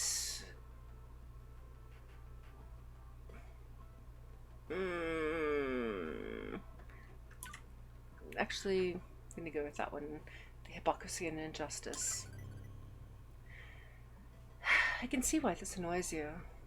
Blatant lies and self-aggrandizing don't fit into your sensible worldview. You value honesty and open communication. I'm guessing the chest-beating pride of your family didn't sit well. Precisely. I'm the lucky one. I didn't buy into the rags to riches story, the one my father used to manipulate my brothers and sisters. I saw through it with clear eyes. Eventually, I opted to strike out on my own, without a loan from my father, to avoid being beholden to him, or to repeat his error. Oh. You must think me daft, turning down my family's wealth and taking up a position as accountant of a small family arcade. No! I love that about you. That's fabulous. Oh, you're bloody-minded and independent, and that's just But I saw it as a wonderful. challenge, a chance to be my own man, like my grandfather before me. Yeah. The world gave him Oh. nothing. He came from nothing. But through hard work and determination, he did. He overcame it. And while my brothers and sisters bought up tech companies, mashing up their projects together, then flipping them on the market once the value increased, I sought to take a failing enterprise, make it succeed, and stay with it. I'm not a love it and leave it man when it comes to business. I will overcome it in my own way. So, that's me, in a nutshell. Child of means, who rejected those means and embraced a dream of madness. Does this suffice for your getting to know you needs, Ari? I'm left dumbfounded for a moment. Been expecting light small talk, or backstory plus mission statement. It's rather adorable, though. And honestly, I hadn't expected the accountant of a video arcade to be, well, born into a high tax bracket. A bit like the surprise of Percy's wealth. Excuse me. But one question lingers. So, you went to college, right? For business and accounting, yes. Right. And no student loans. And, well, you had clothes on your back, and a nice house, and a nice neighborhood, I'm guessing. Meaning, you weren't exactly starting from zero. Yes, I know. It's not exactly the ideal start for one on a quest to prove his well-to-do father wrong. I realize I'm a bit of a fool. I'll admit to that. Sorry. I certainly enjoyed the head start that wealth and gradual societal change can provide. I can never truly claim to be a wholly self-made man to the same degree. And I don't consider rejecting the family wealth an insult to my grandfather's efforts. I consider it an insult to my father, who lies and boasts and claims this was all his own doing. So, while I cannot truly start from zero, as my grandfather did, I intend to be as much my own man as I can be, to honor his legacy in my own way. And that will have to do. Damn, that brought down the mood. Time for me to lighten it up again. Why the arcade exactly? All the pinball you can play. Why not buy the arcade outright? Call it Gavin's Gavinplex of Gavinness. That's kind of cute. Did you join the Funplex because of your family's background in tech? I think asking why he joined the Funplex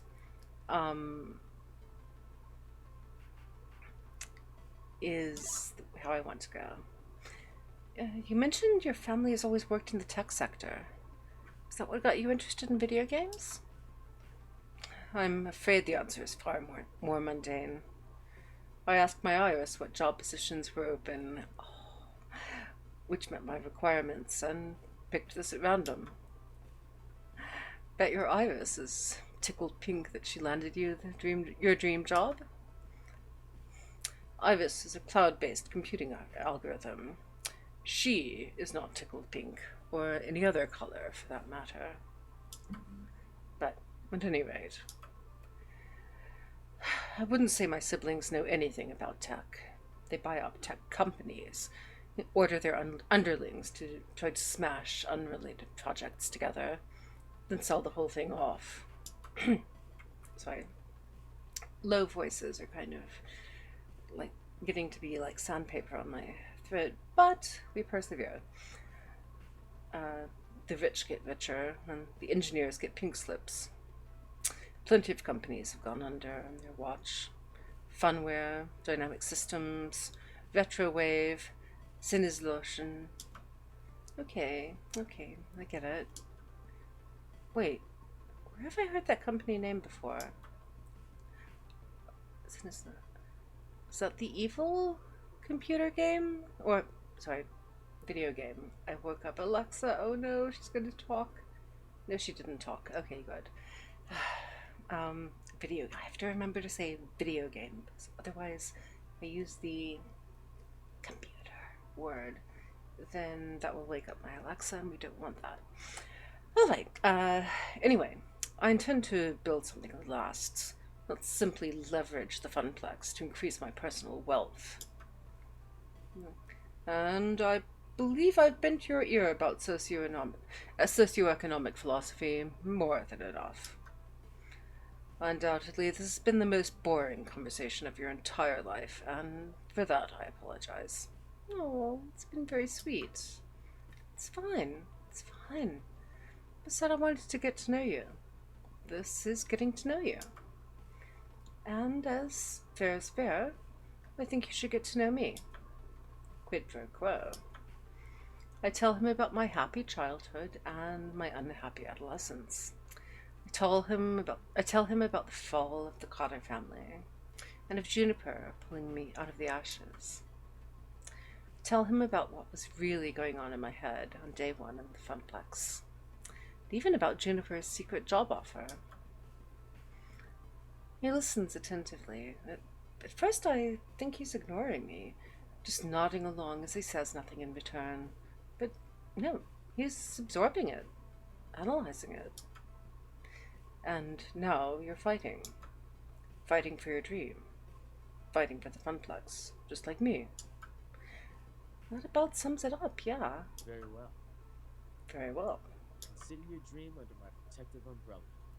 I'll fight for your dream as well with all my heart. Oh, Gavin. I know You're very I haven't sweet. been the best at protecting Naomi's dream. I know I make mistakes, but I'm trying to improve, to be a better person. Oh, you are a good I person. trust that if I ever accidentally step on your dream, you will let me know with honesty and clarity. Do not hold back. Don't be afraid to hurt my feelings. Oh, I wouldn't dream of it. Then we have an accord. Now then, I know it's a fun-flavored weekend of recreational activity, but we're both here to work, first and foremost, yes? I suppose I'd best get back to that, but I won't forget what we've discussed. Thanks, Gavin. Oh, Gavin. I love Gavin. Gavin gets back to his work, and I get back to mine. All for the glory of the Funplex and our dreams.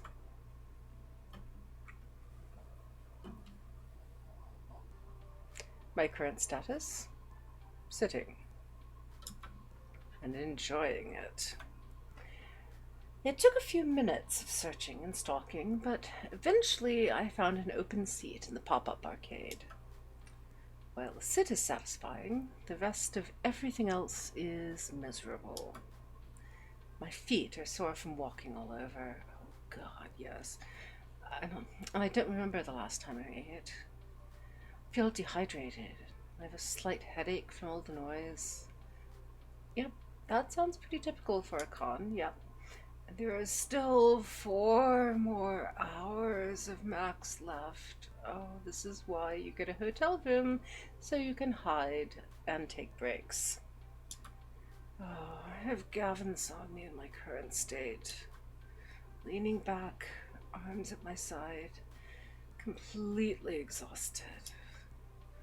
I can picture it clearly.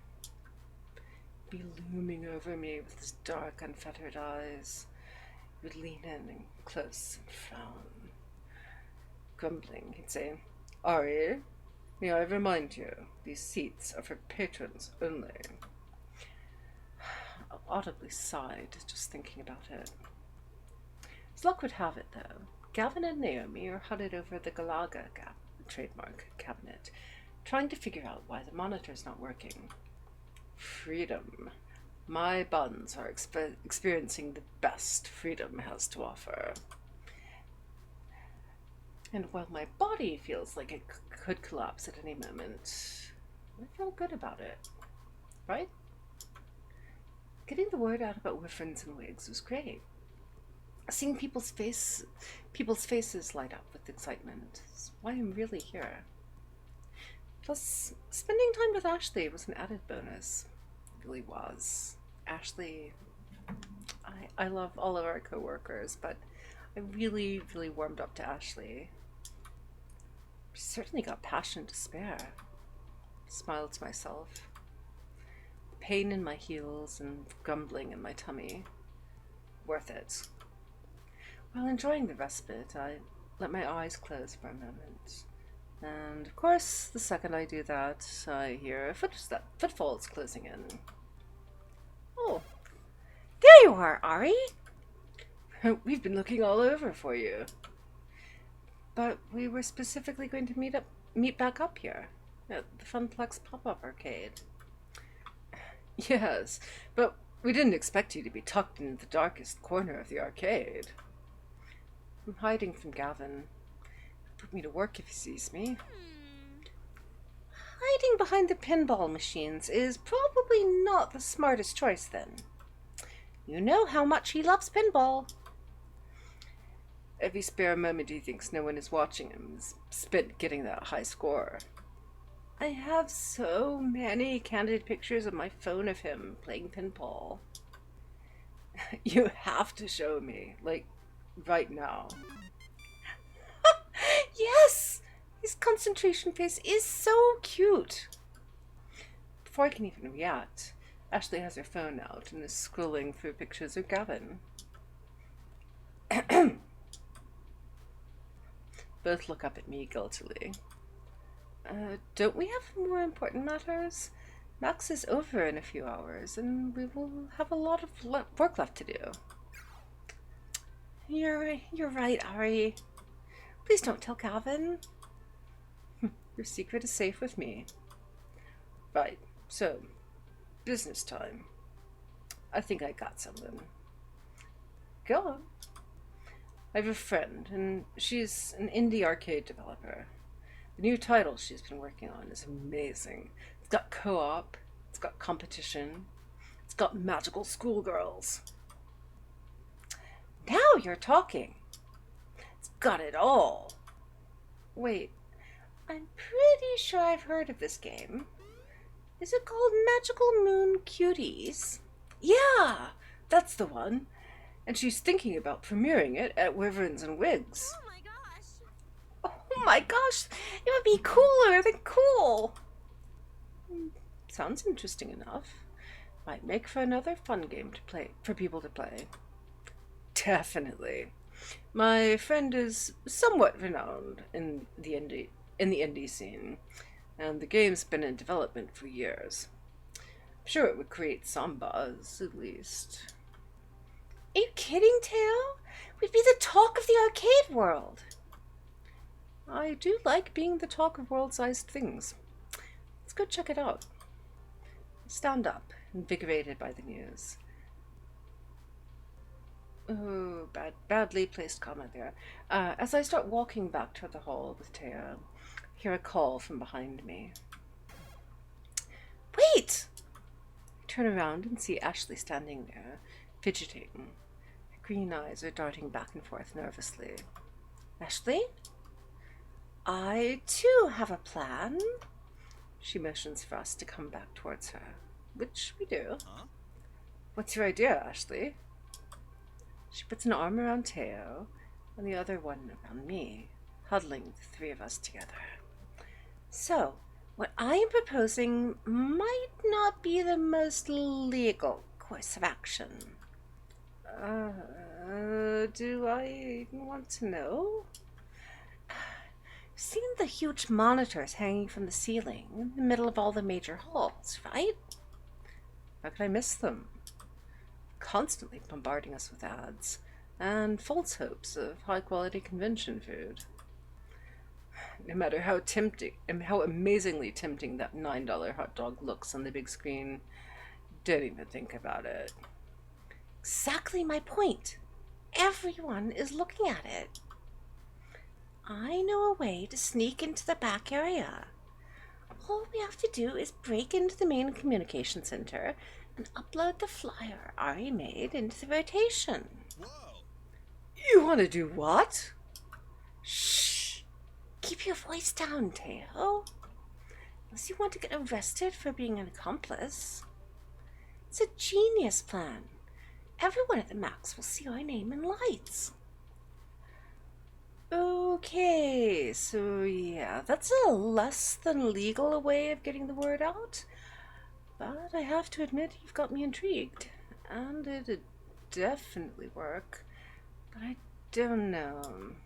Trust me. What Of about? course, we'd need to go in disguise. I'm already nicely disguised, but I would need to switch into something way more distracting. Why more distracting, exactly? You're at a con, Ari. To distract from your face, of course. Oh, that too. What I'm trying to say is, people will remember the costume, not the person wearing it. Which means... Maid, Ari rides again! I knew it.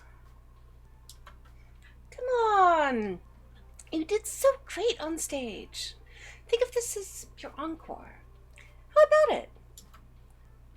Let's not forget about magical moon cuties. It's a valid alternative. Both options are valid, honestly. Splashy advertising would certainly drive foot traffic, even if getting it up there would be dodgy. Importantly, Iris could help us do it safely, without anyone noticing. Safer than Ashley going off on her own to try this inadvisable stunt. But a highly anticipated indie title might do the trick, and result in far less jail time. Let's see. Teo, let's go check out Magical Moon Cuties, or Ashley, fetch my maid outfit. It's heist time. I'm going to be a weenie and take the legal and possibly less fun option of Magical Moon Cuties, because they're going to know exactly who did it if we put up our own promotional flyer.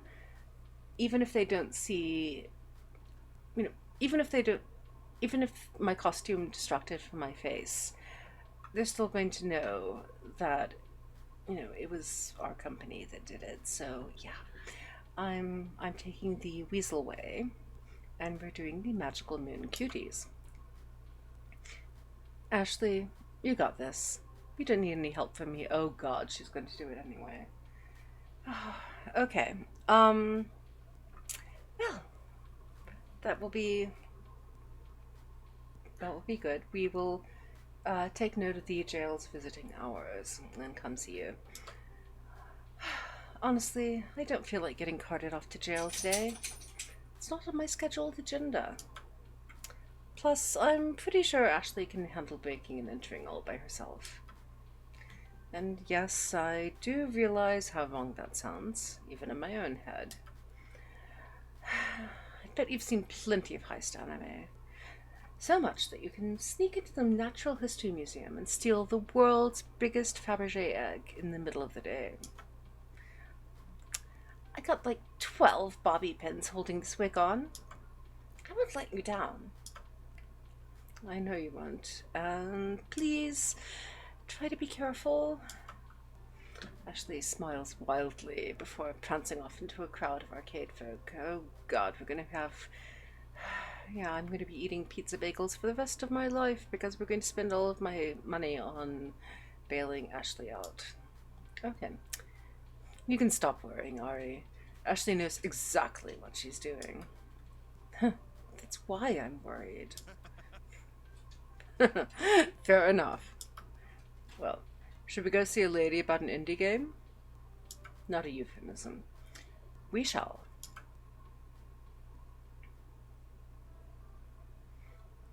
And hello. Okay, good.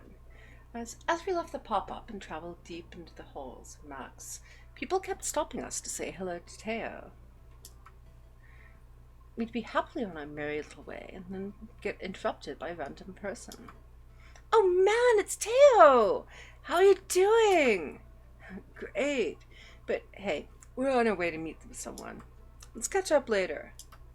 Cool. Laters. This happened every couple minutes. Walking through the convention floor was like walking through a field of landmines. Hydration moment, because I'm messing up my sentences. Sorry. Okay.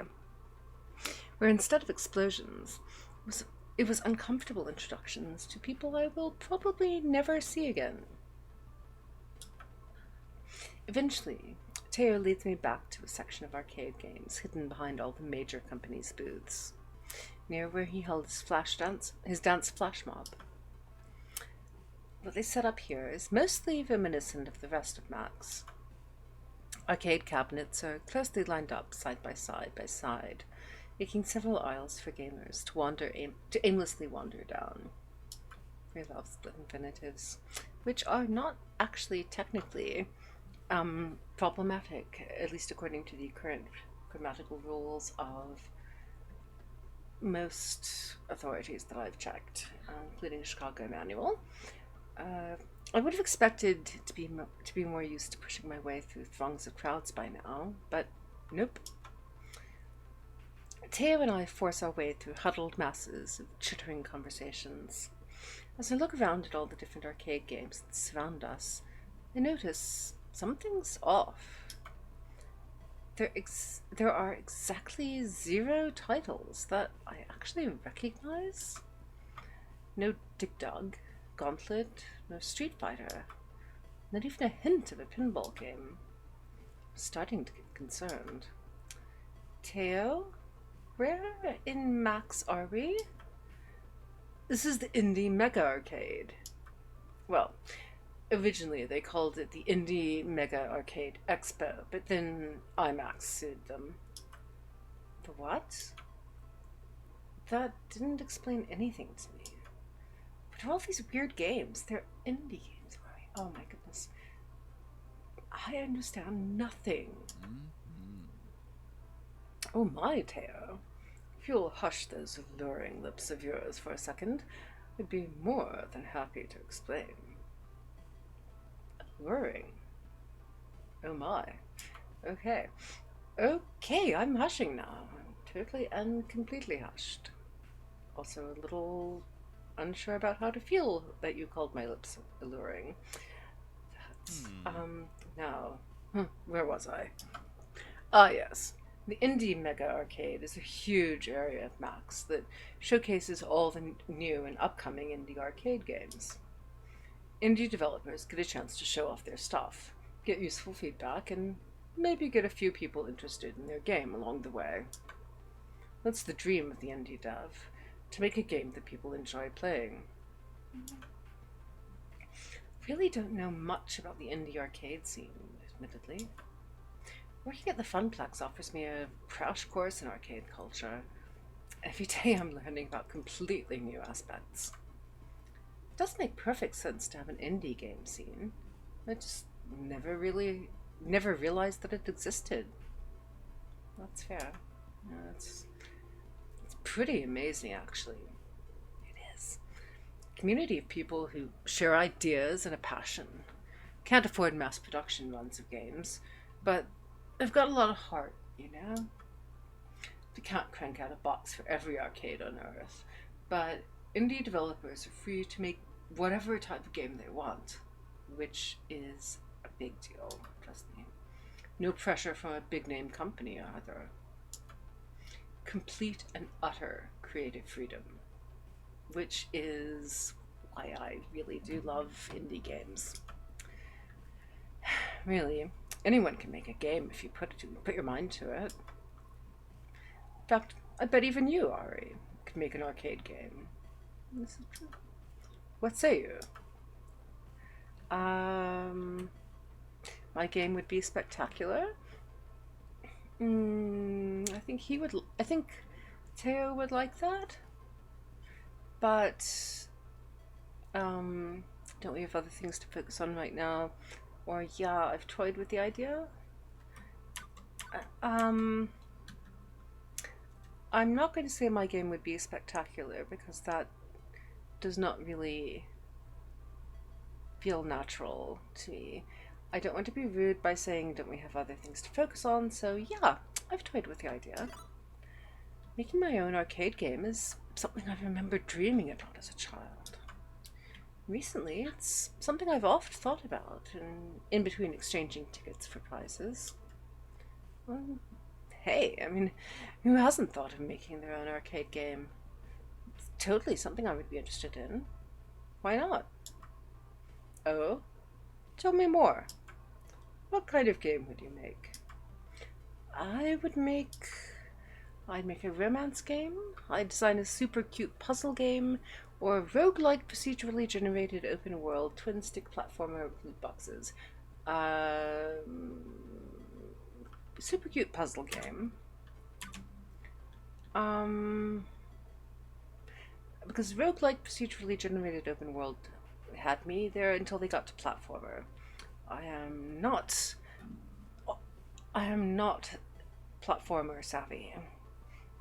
So we're going to go for a super cute puzzle game.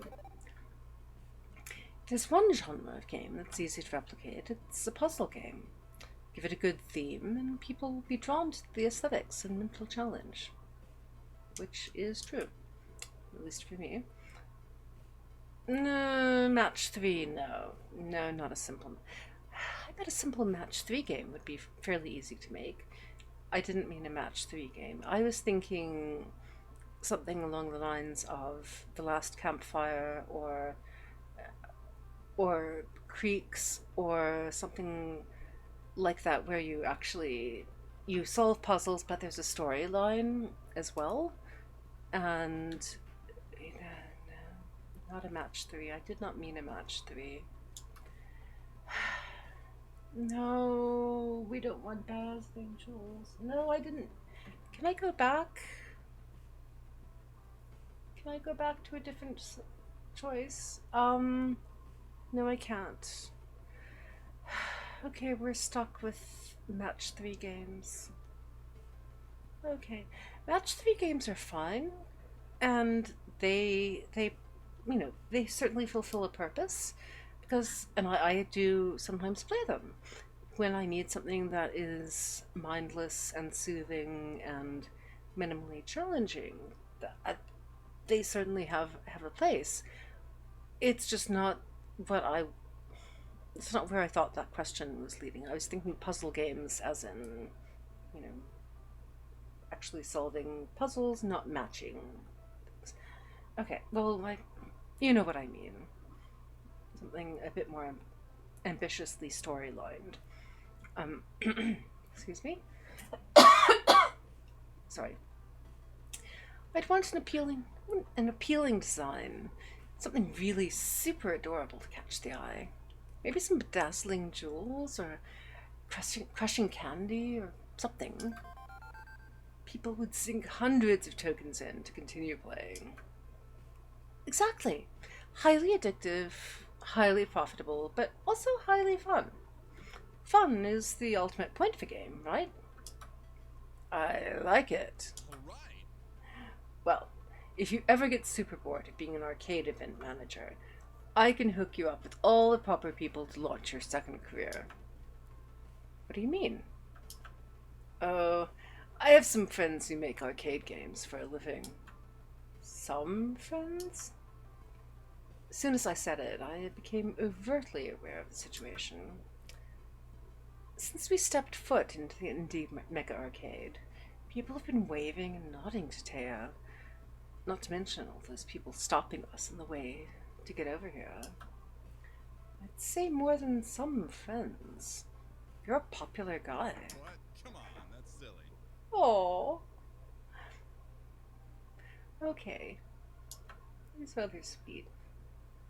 He waves his hand, waving off the very notion that I know to be true. Everyone knows who he is, and I had no idea. Tira's always been such a crowd pleaser at Showtime stage, but I guess his popularity spread to all facets of his life. Dance champion and indie arcade scene champion, huh? I try to keep my friends' circles pretty separate. Sometimes it's not always perfect, and they tend to overlap. You know, like at Max. But hey, it's got upsides. All my friends are here. The biggest downside of Max is just so hard to see everyone. Never get to spend enough time with them, you know? I got friends here in the Indie Mega Arcade. I got my Funplex crew. I got the dancing community. I just can't see them all. And when I can't see them, I feel like I let them down. Oh, I hate having to choose between them. that's Once reasonable. again, I've failed my friends. Oh, You know, it's a surprise anyone still talks to me anymore. oh, sweetie. I mean, you're a mad extrovert, and that is a very alien viewpoint for me, but oh, poor baby. You didn't fail anyone. People realize that you only have, like, you only have a certain limited amount of time and you can't see everyone, so it's okay. Sorry, talking back to the game. I need to read the game instead. Teo sighs heavily. His mood shifted from excitement to utter solace? Is there a secondary meaning of solace that I'm not aware of? Because I would have said desolation. I tend to think of solace as comfort. Okay, but solace. It's very possible that there's a secondary meaning that I just don't know. The cool, collected Teo is showing a side I've not seen yet. I guess he's able to experience emotion other than joy. Yeah, he's a fully rounded human. Confirmed. Teo is not a joy robot. But this isn't right. Sad Teo is worst Teo. As his friend, I must fix this. You can't please everyone, Teo. Allow me to boost your ego.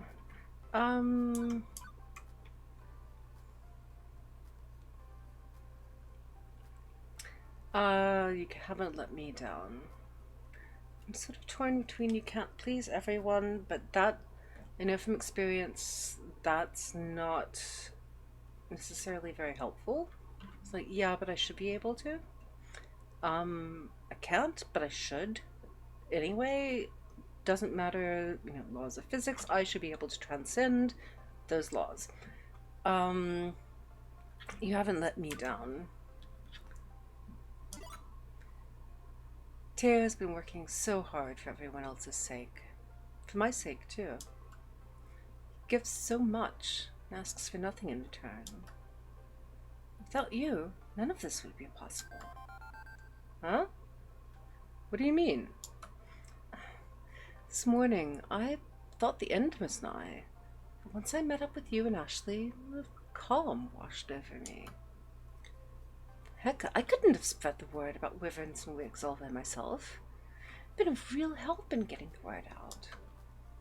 It was nothing, really. I live to help my friends out. I've seen so many of your friends stop and say hello to you. Plus, they completely understood when you told them you were busy. Not one left without a smile on their face. They really care about you. You know what, Ari? You're right. The more I hang out with Teo, the more I learn about him. It's always something new and something unexpected. Let's bring this back round to why we're here. How did you get involved in the indie arcade scene, anyway? Through Michelle, the indie developer I want you to meet. I met her a few years ago at a previous Max. I was hanging out with my crew near the dancing games, and she stopped by to play around. Since she was new to the scene, I struck up a conversation with her.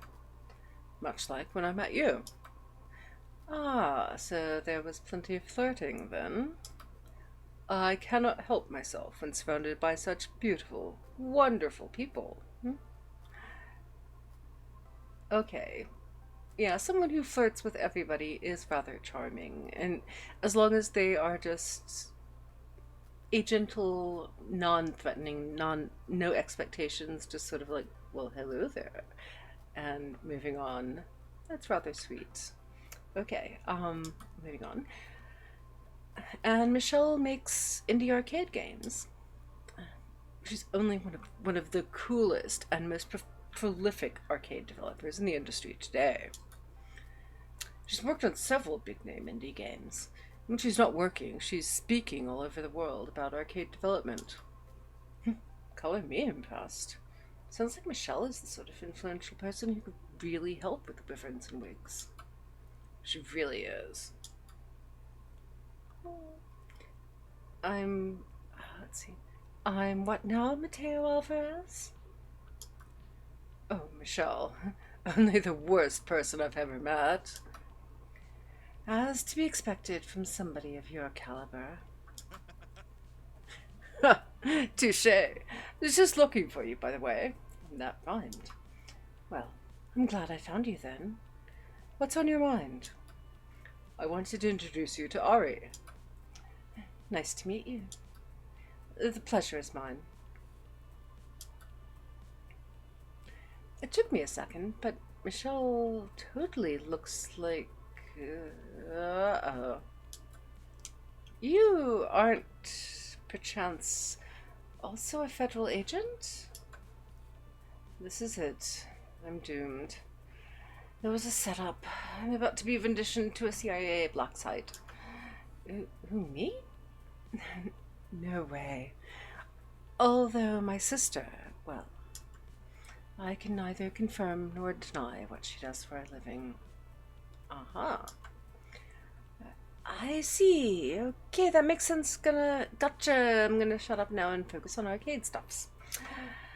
I think what Ari is trying to say is that you seem to have a very confident and authoritative expression. Well, that's all.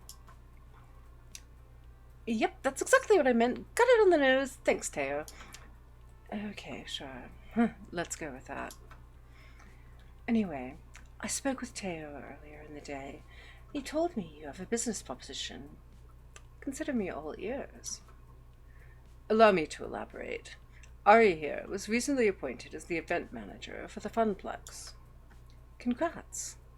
That's the cute little mom-and-pop place where Teo gets his groove on, right? I would categorize it as more like a grandma and grandpa kind of arcade.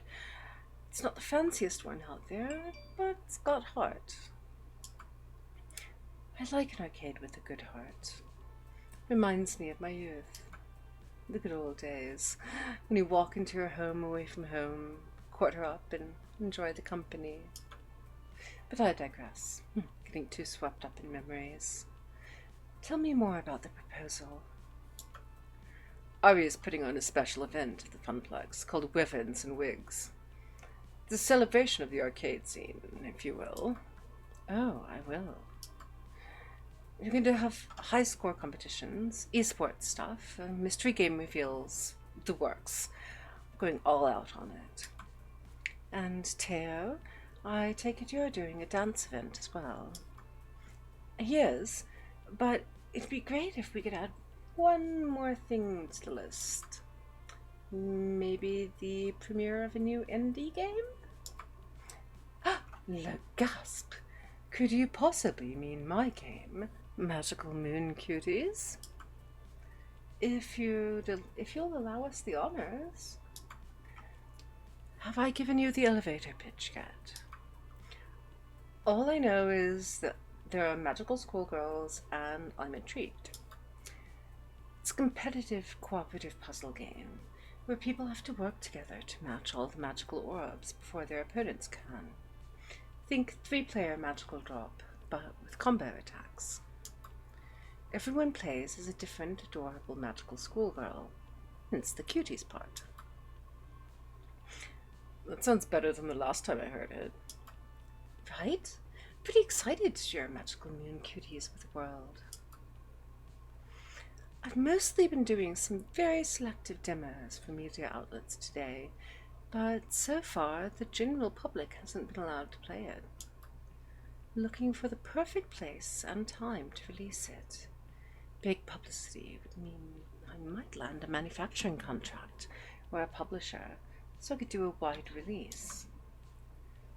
Wyverns and Wigs might be a good choice for that, but I'm going to need a little more convincing.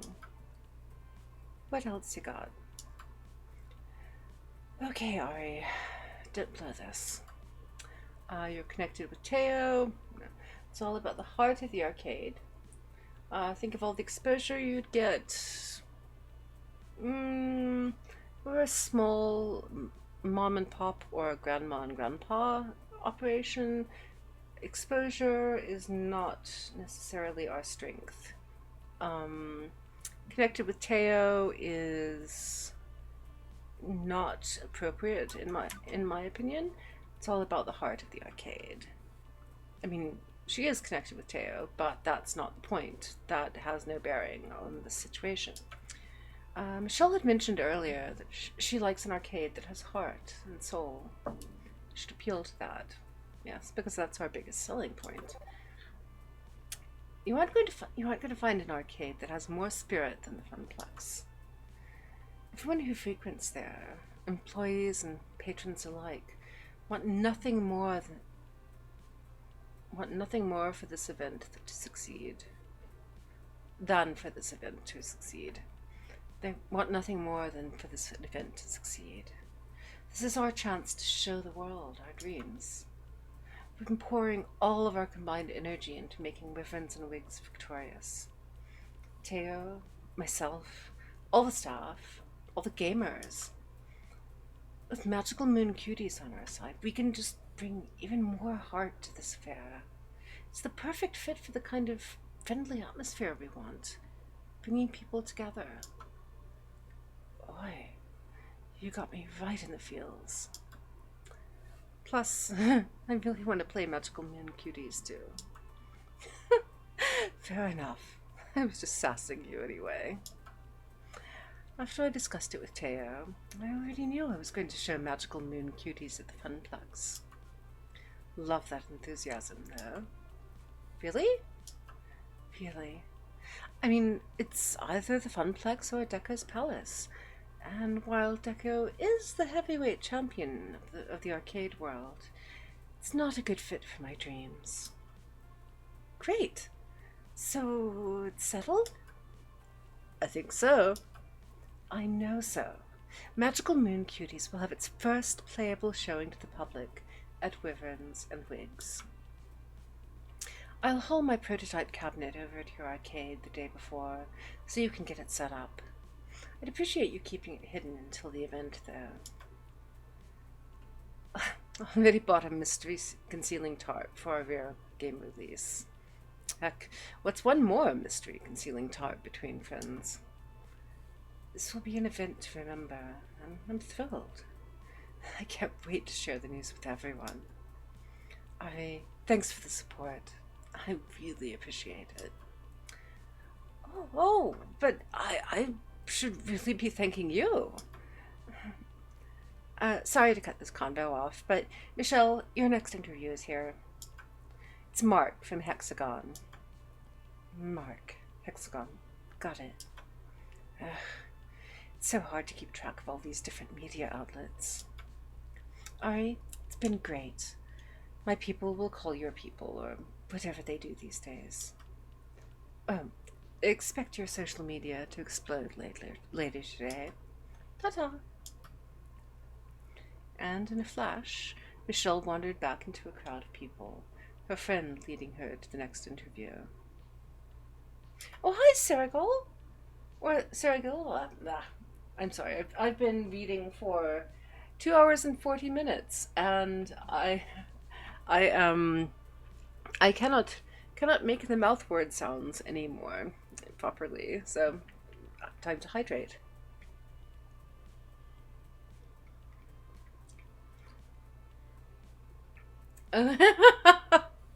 I know what you mean, yes.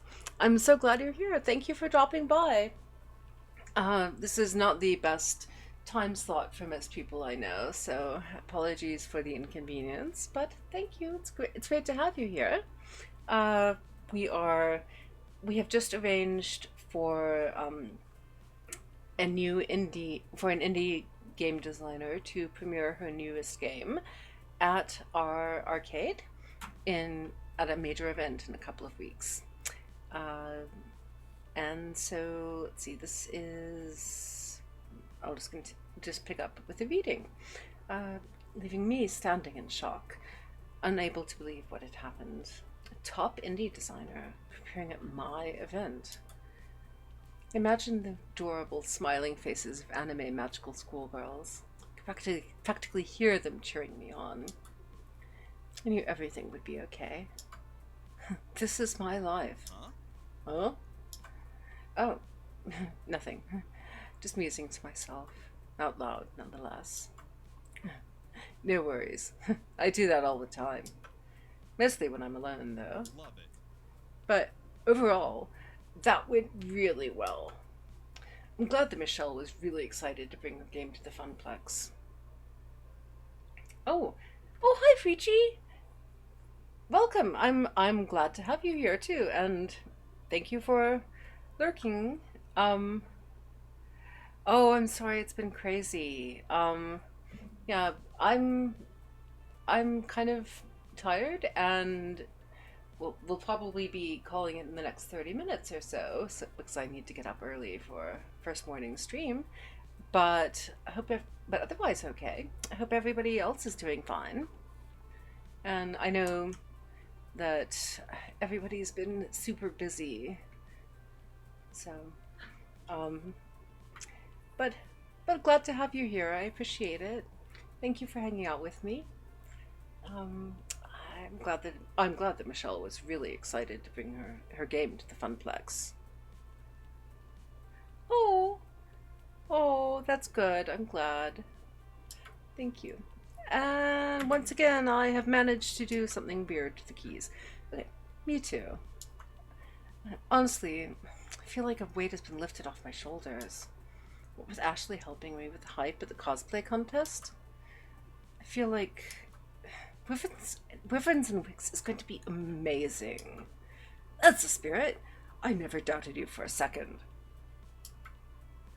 I was about to reply with a totally witty retort about doubting and time. However, we were interrupted by the sounds of a bell chime. Ooh. The hall will be closing in 30 minutes. It's over already? Ah, and I was just getting started. Barely seen anything yet. I could do this for at least another 4 hours. You are such an extrovert, Teo. I am not an extrovert, but I respect that and admire you. I am frightened and confused as to how you still have so much energy left, Teo. As am I. I amaze even myself sometimes. As for me, I was exhausted, allowing yawns to escape my mouth. Oh, I'm officially pooped and ready to go home. I still wanted to squeeze in a couple more games before the hall closes. They are going to have to drag you out of the hall once it closes, aren't they? Kicking and screaming. Thanks for your help with Wyverns and Wigs today. That's what friends are for. And I'm glad to have you as a friend. Ditto. See you back at the arcade, Ari. With our pleasantries exchanged, I left Teo to finish the dying seconds of Max in the indie mega arcade.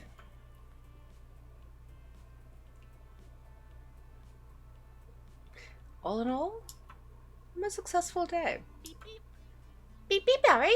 You have a new text message. Oh, good lord. From Ashley. Operation Hot Dog Takedown. Mission complete. Asset extracted and heading home for a leisurely bath and some anime. Oh yes. Oh, she did. She succeeded in getting our flyer onto the big screens in the center of the hall. Cool. Also, I hadn't noticed the penguin in the background before. That's lovely. Okay, so far, we're hoping that Ashley has gotten away with it and is not going to be arrested. Huh? She hacked the video signs and snuck away. Look at the screens. Our flyer's airing there now. Wow. I didn't know Ashley was a hacker. Maybe we should swap tips. I'd like the Funplex to commit fewer felonies rather than more, Iris. Ah, okay. Right. Time to head home. Promised I would meet Juniper just outside the main exit of the hall, and that's exactly where I was headed. The rush of fresh air hit me as I pushed the double glass doors open. It was nice, refreshing, and had a much better smell than the one I had been around all day. Yes, if the HVAC is not designed to handle the occupant load, then things get overheated and a little sweaty very quickly at cons, as you may have noticed. I didn't have to wait long until I saw Juniper. She bounced happily up to me. So, how was your first Max, Ari? Ari, sorry. It was fantastic, exhausting, or unforgettable. I'm thinking fantastic.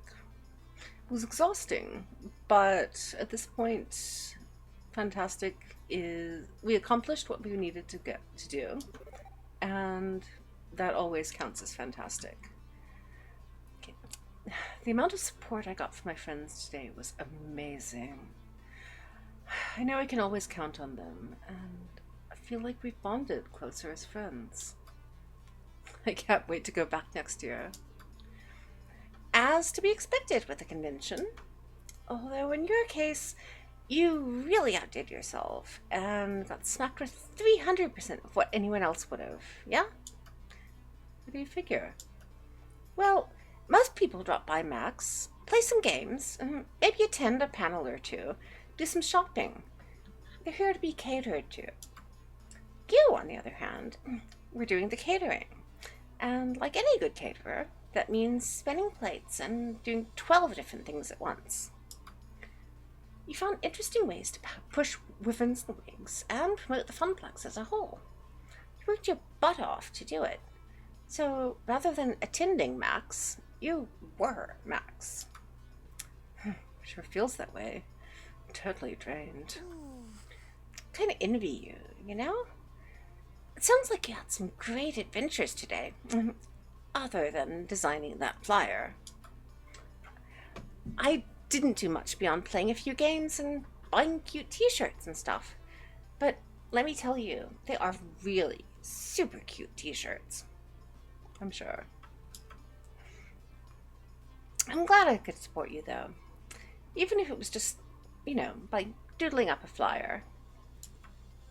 It's hardly a doodle. You did great work designing it. Or, trust me, you're better off not being a caterer. It was rough. Hardly a doodle. You did great work designing it. Definitely. Hey, don't sell yourself short. The flyer looks super professional. I mean, no fun Comic Sans, but still pretty cool. Thank you. Thanks, Ari. I really enjoy doing stuff like that. I don't exactly get a lot of opportunities at the office to express myself. Okay, let's get home and get some real rest. We've both earned it. In fact, I'd say we took it... Juniper, don't. To the max! Oh, God, Juniper. I love you, but that is... no. Oh, good Lord. Okay.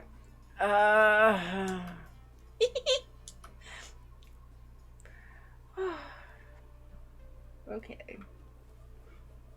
After that moment, the rest of the evening was a blur. I knew that Juniper and I took the train back home, heated up some pizza bagels, and I safely made it into my comfy bed. Eyes rolling back into your head. I think I was still in shock. At the beginning of this day, I thought that no one was going to know about Wyverns and Wigs.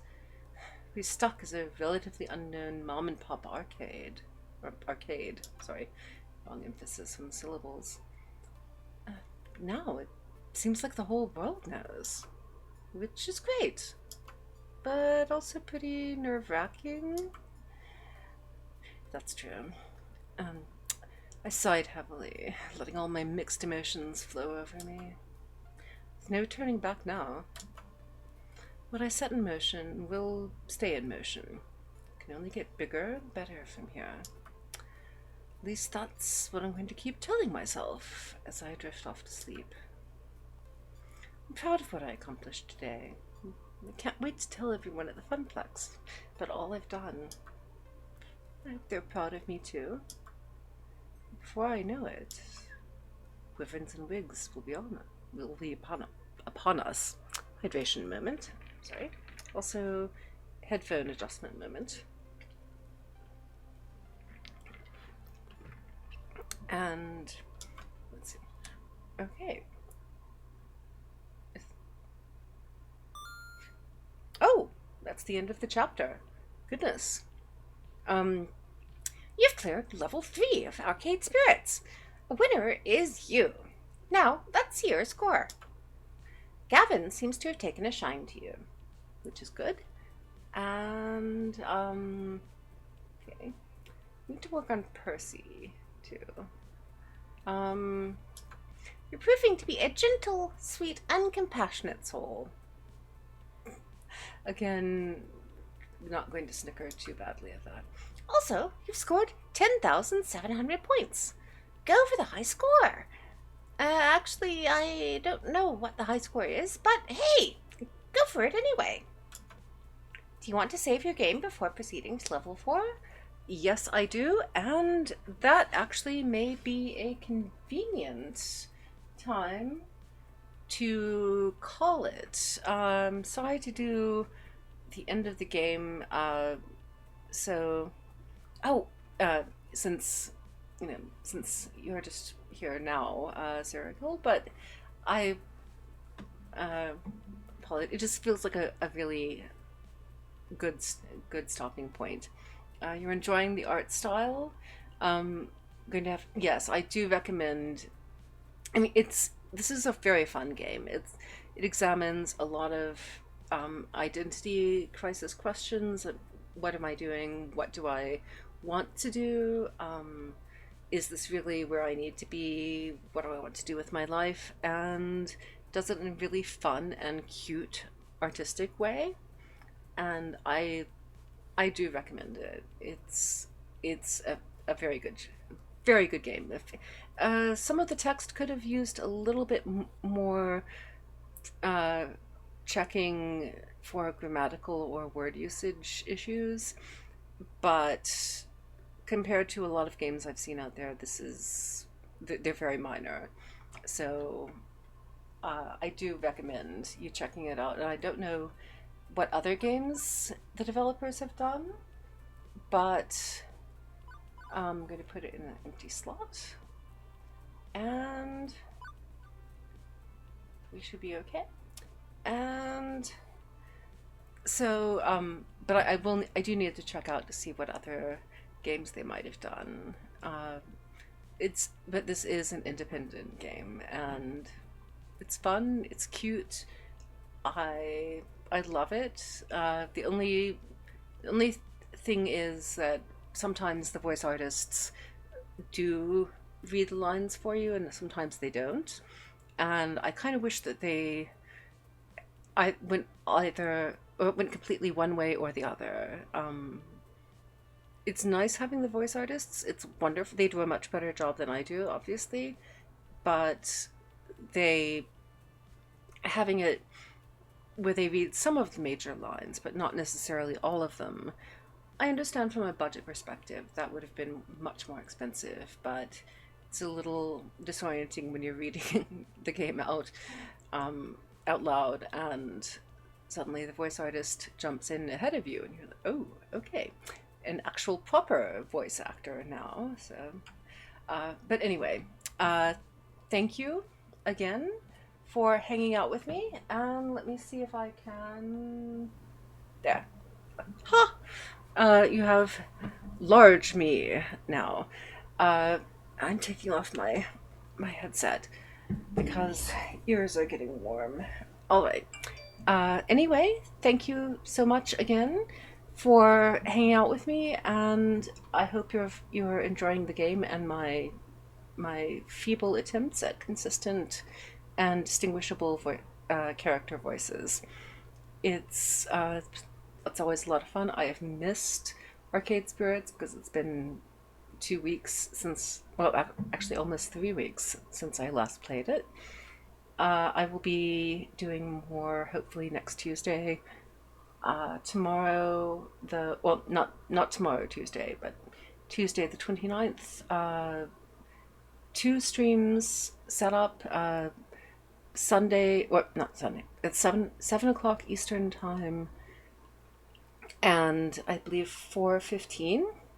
Yes, Among Us tomorrow. Yes, the 7 o'clock Eastern in the morning, 7 o'clock a.m. Eastern morning is optional for Among Us. If anyone who is not available for the later version, for the later stream, would like to play it, then that is good, as long as we get more, at least a total of 3 people, I think, because playing with 2 would not work. Otherwise, I will fill in with another game, possibly wrap up The Last Campfire, because I think there's about 1 more stream. Yes, Among Us is going to be we're definitely playing after night's stream, which I think should wrap up. I'm sorry, it's 3:15 Eastern time, because night usually goes until 8 o'clock London time, which is 3 o'clock my time, and we're giving people about 15 minutes or so to find food and get drinks and actually move around a little bit before Among Us, possibly episode 2, starts at 3:15 ish Eastern time, and well, not super punctual. And I'm expecting there to be many technical issues, because I've heard so many lovely things about the Among Us servers. But anyway, full day, and I believe Fishy is also streaming. I would do shout-outs, but very fun once you get in. Yes, I am looking forward to that. I appreciate your warnings about the technical issues I'm likely to encounter. That really helps. Forewarned is not necessarily forearmed, but at least I can rally my resilience, which is an important thing. And let's see, what else? Yeah, Fishy is probably going to be streaming tomorrow. I would do a shout out for him, but we all know Fishy, so you're not necessarily, you don't need to shout out, because you already have the link and you follow him. And same thing for Fuji. I mean, yeah, unless there is a need for a shout out. Actually, speaking of shout outs and things, I am going to see if anyone is raidable. Because I have never raided before, and if I can actually get the freaking thing up, there we go, then is there anybody? Ooh, okay, so Ash and Neo are both streaming. So I would like to actually do a proper raid now that I've actually remembered it. So I have no idea. Let's see, Neo is playing a car racing game and Ash is just chatting. Shall we?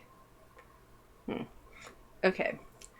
I have no idea which one. I'm encountering decision inertia, so I'm going to flip a chord package. If it comes up blue with the blue tape on top, then we'll go for Ash, and if it comes up with a barcode on top, then we'll go for Neo. So barcode. So we're going to go raid Neo. I have absolutely no idea what a raid phrase might be other than, I don't know. I was thinking if I could remember the name of the Moon Maidens, Moon Maiden, Moon Maiden Cuties game, or Wyverns and Wigs. Uh, okay, that is what I'm going to do. I will suggest Wyverns and Wigs, but no one is necessarily, no one is required to actually use that. I just feel compelled to offer a raid phrase. And just in case of people wishing to do this, so theoretically, that should be working. I'm hoping. I used the Stream Manager raid button instead of actually typing in the raid commands, so fingers crossed it actually works. And thank you again for showing up and hanging out with me. I always appreciate the company. It's very important, particularly these days in quarantine. So thank you and stay safe.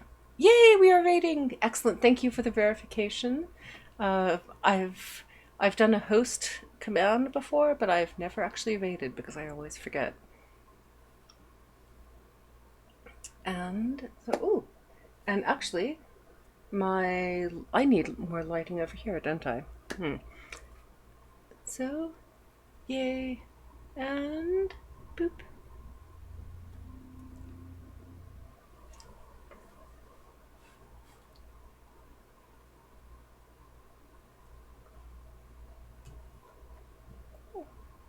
Failed to raid channel. We're now hosting. Okay. Oh, he may have it set up so that you can't raid unless you're on a list, I think. Okay. Well, we're now hosting. So that's all good.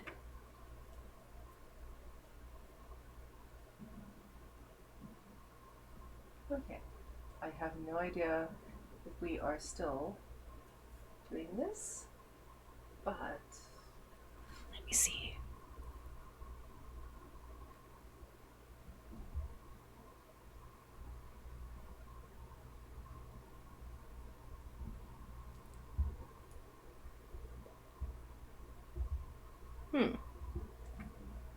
Okay.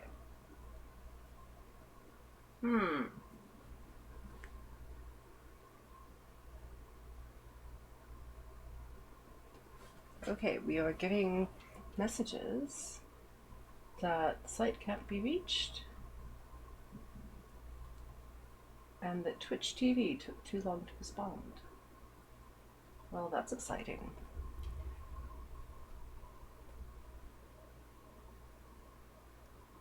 Okay. Well, chat says that we're hosting. So, okay, I'm going to assume that I am technically off camera now, but I'm talking anyway just because I am paranoid that way. I need to save the game one more time. And yeah, we're overwriting. And then we are quitting. Yes, we want to quit. And we are back to these things. And we are going to swap over to God knows what, away from the large picture of my face, which is not anything anyone really needs to see. And then we're going to an end screen.